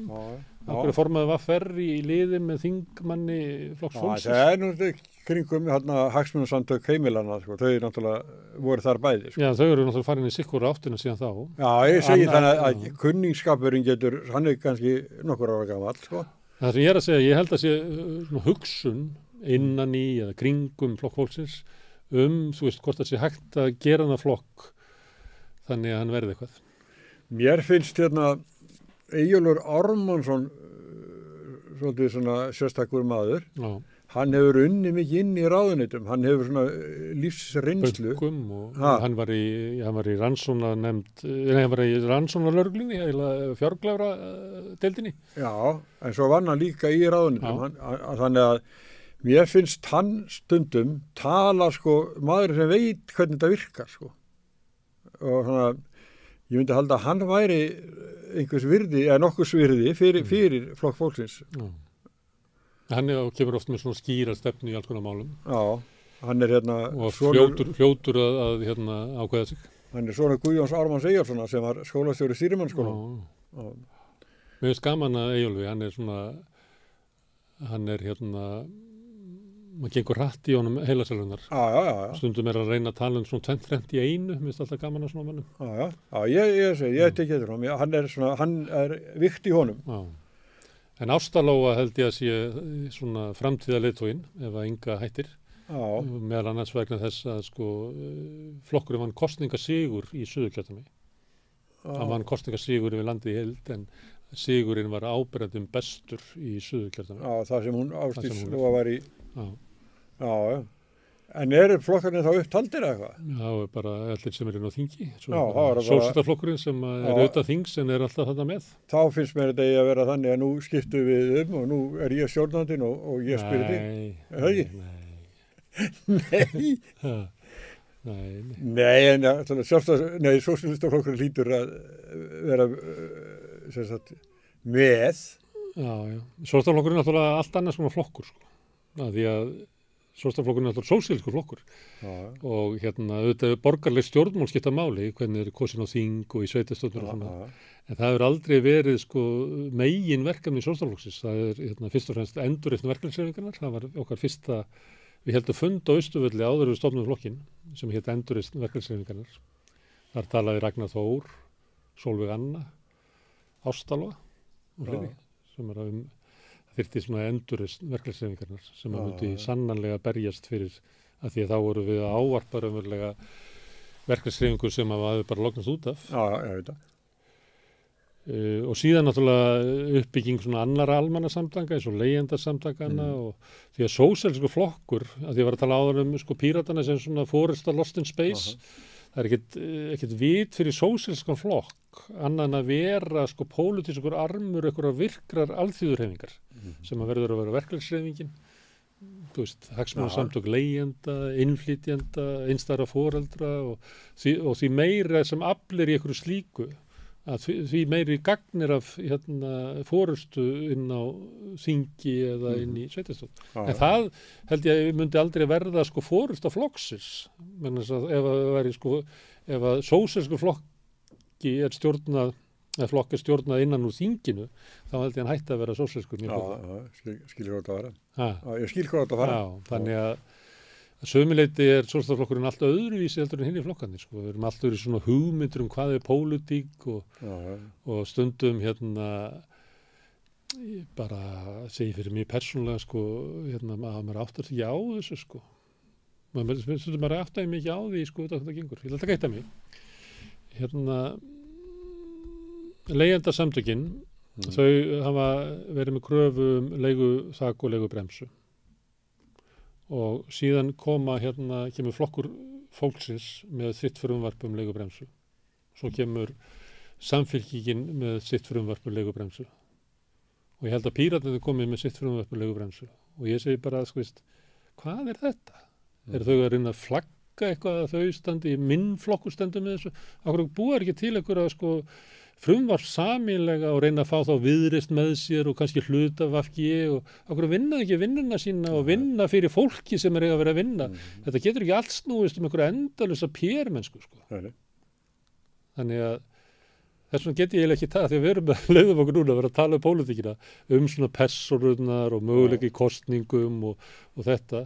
Þannig að það er svo lítill hluti af Sjálfstæðisflokknum sem er þar sko. Og stundum svona spyrjum við okkur að því sko, ættum við ekki kannski vera aðeins meira í þessu. En svo erum við að byggja upp til þessu samstöðun og svona, því að það er ekki séns að heyja einhverja pólitíska baráttu á þess að hafa eitthvað vettvang. Þú getur ekki háð einhverja pólitíska baráttu hvað inn í vikulokunum og bítinu og bylgjunni. Það er bara ekki séns. Nei, ég er alveg saman. Þú ert alltaf í óvinnalandi. Já. Ég spurði bara svona létt og þú sagði nei og svo er þú búin að tala sósíalistaflokkinn í 10-15 mínútur. Við erum komið alltaf langt sko, fólk þarf að vera að komast í áttin. Já, en við erum að klára þarna, en það er engir aðrir flokkar utan þings sem að þetta tala Sem getur orðið til. Já. Nei, ég held að það hefur verið svona gusur. Það var ég held að toppurinn var 2018 í borgarstjórnarkosningunum. Það voru var ekki 16 flokkar í eitthvað svoleiðis og það voru meira það voru 2 svona kallaréttinda flokkar sem voru svona kallar sem voru móti feminism voru 2 svona flokkar það var eitthvað einhver ágreiningur einhver gatnamót sem að urða stjórnmálaflokki Örn og Gunnarsson Ég maður ekki. Já, þeir voru síðast sko. Það var flugvöllin burt. Ég er að tala 2018. Þá var reyndar kvennarhreyfingin sem að ég hugsa að hvað ætti það ekki að halda áfram sko. Því að VG hefur ekki bara svikið sósíalistana og ekki bara umhverfissinnuna. Þeir var líka svolítið svikið svona raunverulega kvennabaráttu. Hún var til 2018 eftir að þessi ríkisstjórn er búin til. Þá var kvennarhreyfingin. Náði ekki góðum árangri. En mér finnst það að vera fýtflokkur sko. Já. Þannig að við vitum ekki meira. Ég myndi vilja hafa eldri borgaraflokk, eftirlaunaflokk. Mér finnst það að vera hópur sem hefur svona skýr, klár, sérstaka hagsmuni sem að allir flokkarnir á þingi misnota bara bréfin sem að Bjarni sendir eftirlaunafólki. Ég er á það. Ég get byrta þegar það er margir sem er að byrta þetta á og til sko. Þetta var svo galið sko. Ég held að við höfum gott af því að fara svona vera með fleiri flokka, því að Bjarni er alltaf að tala alltaf margir flokkar. Ég held að þessi gott þessi Hollandi, það er engin þröskuldur og landi eitt kjördæmi. Það enda náttúrulega með 18 flokkum á þingi. Ég held að bara Samfylkingin og fleiri sem eru að berjast fyrir þessu. Ég held að fatt ekki hvernig kosningakerfi virkar sko. Þeir alltaf annars vegar vilja þeir vera afgerandi bara eini vinstriflokkurinn, allir saminast með þeim, svo vilja landi eitt kjördæmi sem að þýðir það að verða sko miklu fleiri flokkar. Fjöldi flokkar ræðs bara því hvað margir þingmenn í kjördæminu. Það er bara 2 flokkar ef það er einminniskjördæmi, en ef þú ert með landið allt eitt kjördæmi þá ertu með 16-17 flokkar. Endalaust. Í Hollandi er flokkur dýrana og alls konar. Það eru margir innflytjendaflokkar eftir því hvaðan fólki kemur. Þannig að það er að stofna flokk hvalsins. Já, ég held að það er ekkert svona, það er ekkert endilega víst að svona stjórnmál verði lagari sko. Nei. Ég held að enginn í Hollandi sé að kvarta yfir því að séu margir flokkar eins og Sjálfstæðisflokkur. Bjarni Benediktsson kvartar yfir því. Hún leiðist það í sömu deild og Björn Leví. Hún leiðist að vera í sömu deild og einhverju svona flokkar sem er ekki neitt sem hún finnst. Hún finnst það óbúðslegt vesinn að vera í ríkisstjórn sem eru, ekki bara 2 flokkar. Það þurfa að vera 3 flokkar. Hún finnst það óheppin. Lendi í þessu. Já, það er svoleiðis. Enda skiptar hann skapi stundum og hún leiðist þingið. Hún finnst það ekki sambóðið sér. Það hefur svona einhverja óbeitt á því. Er það komið hjá okkur? Það er komið hjá okkur. Þá bara þakka ég kærlega fyrir komuna. Kannski fæ ég þið bara oftar í heimsókn. Tala um pólitíkina. Takk fyrir bóðið. Takk. Og hlustendur þakka þér fyrir að staldra hérna við hjá okkur. Og þetta síðast í svona venjulegi þátturinn að rauðaborðinu þessa viku. Við komum næst á mánudaginn, en á morgun verður rauðaborðið, það verður vikuskamt við rauðaborðið þess að við ræðum fréttir vikunar með góðu fólki klukkan 4. Sjáumst þá.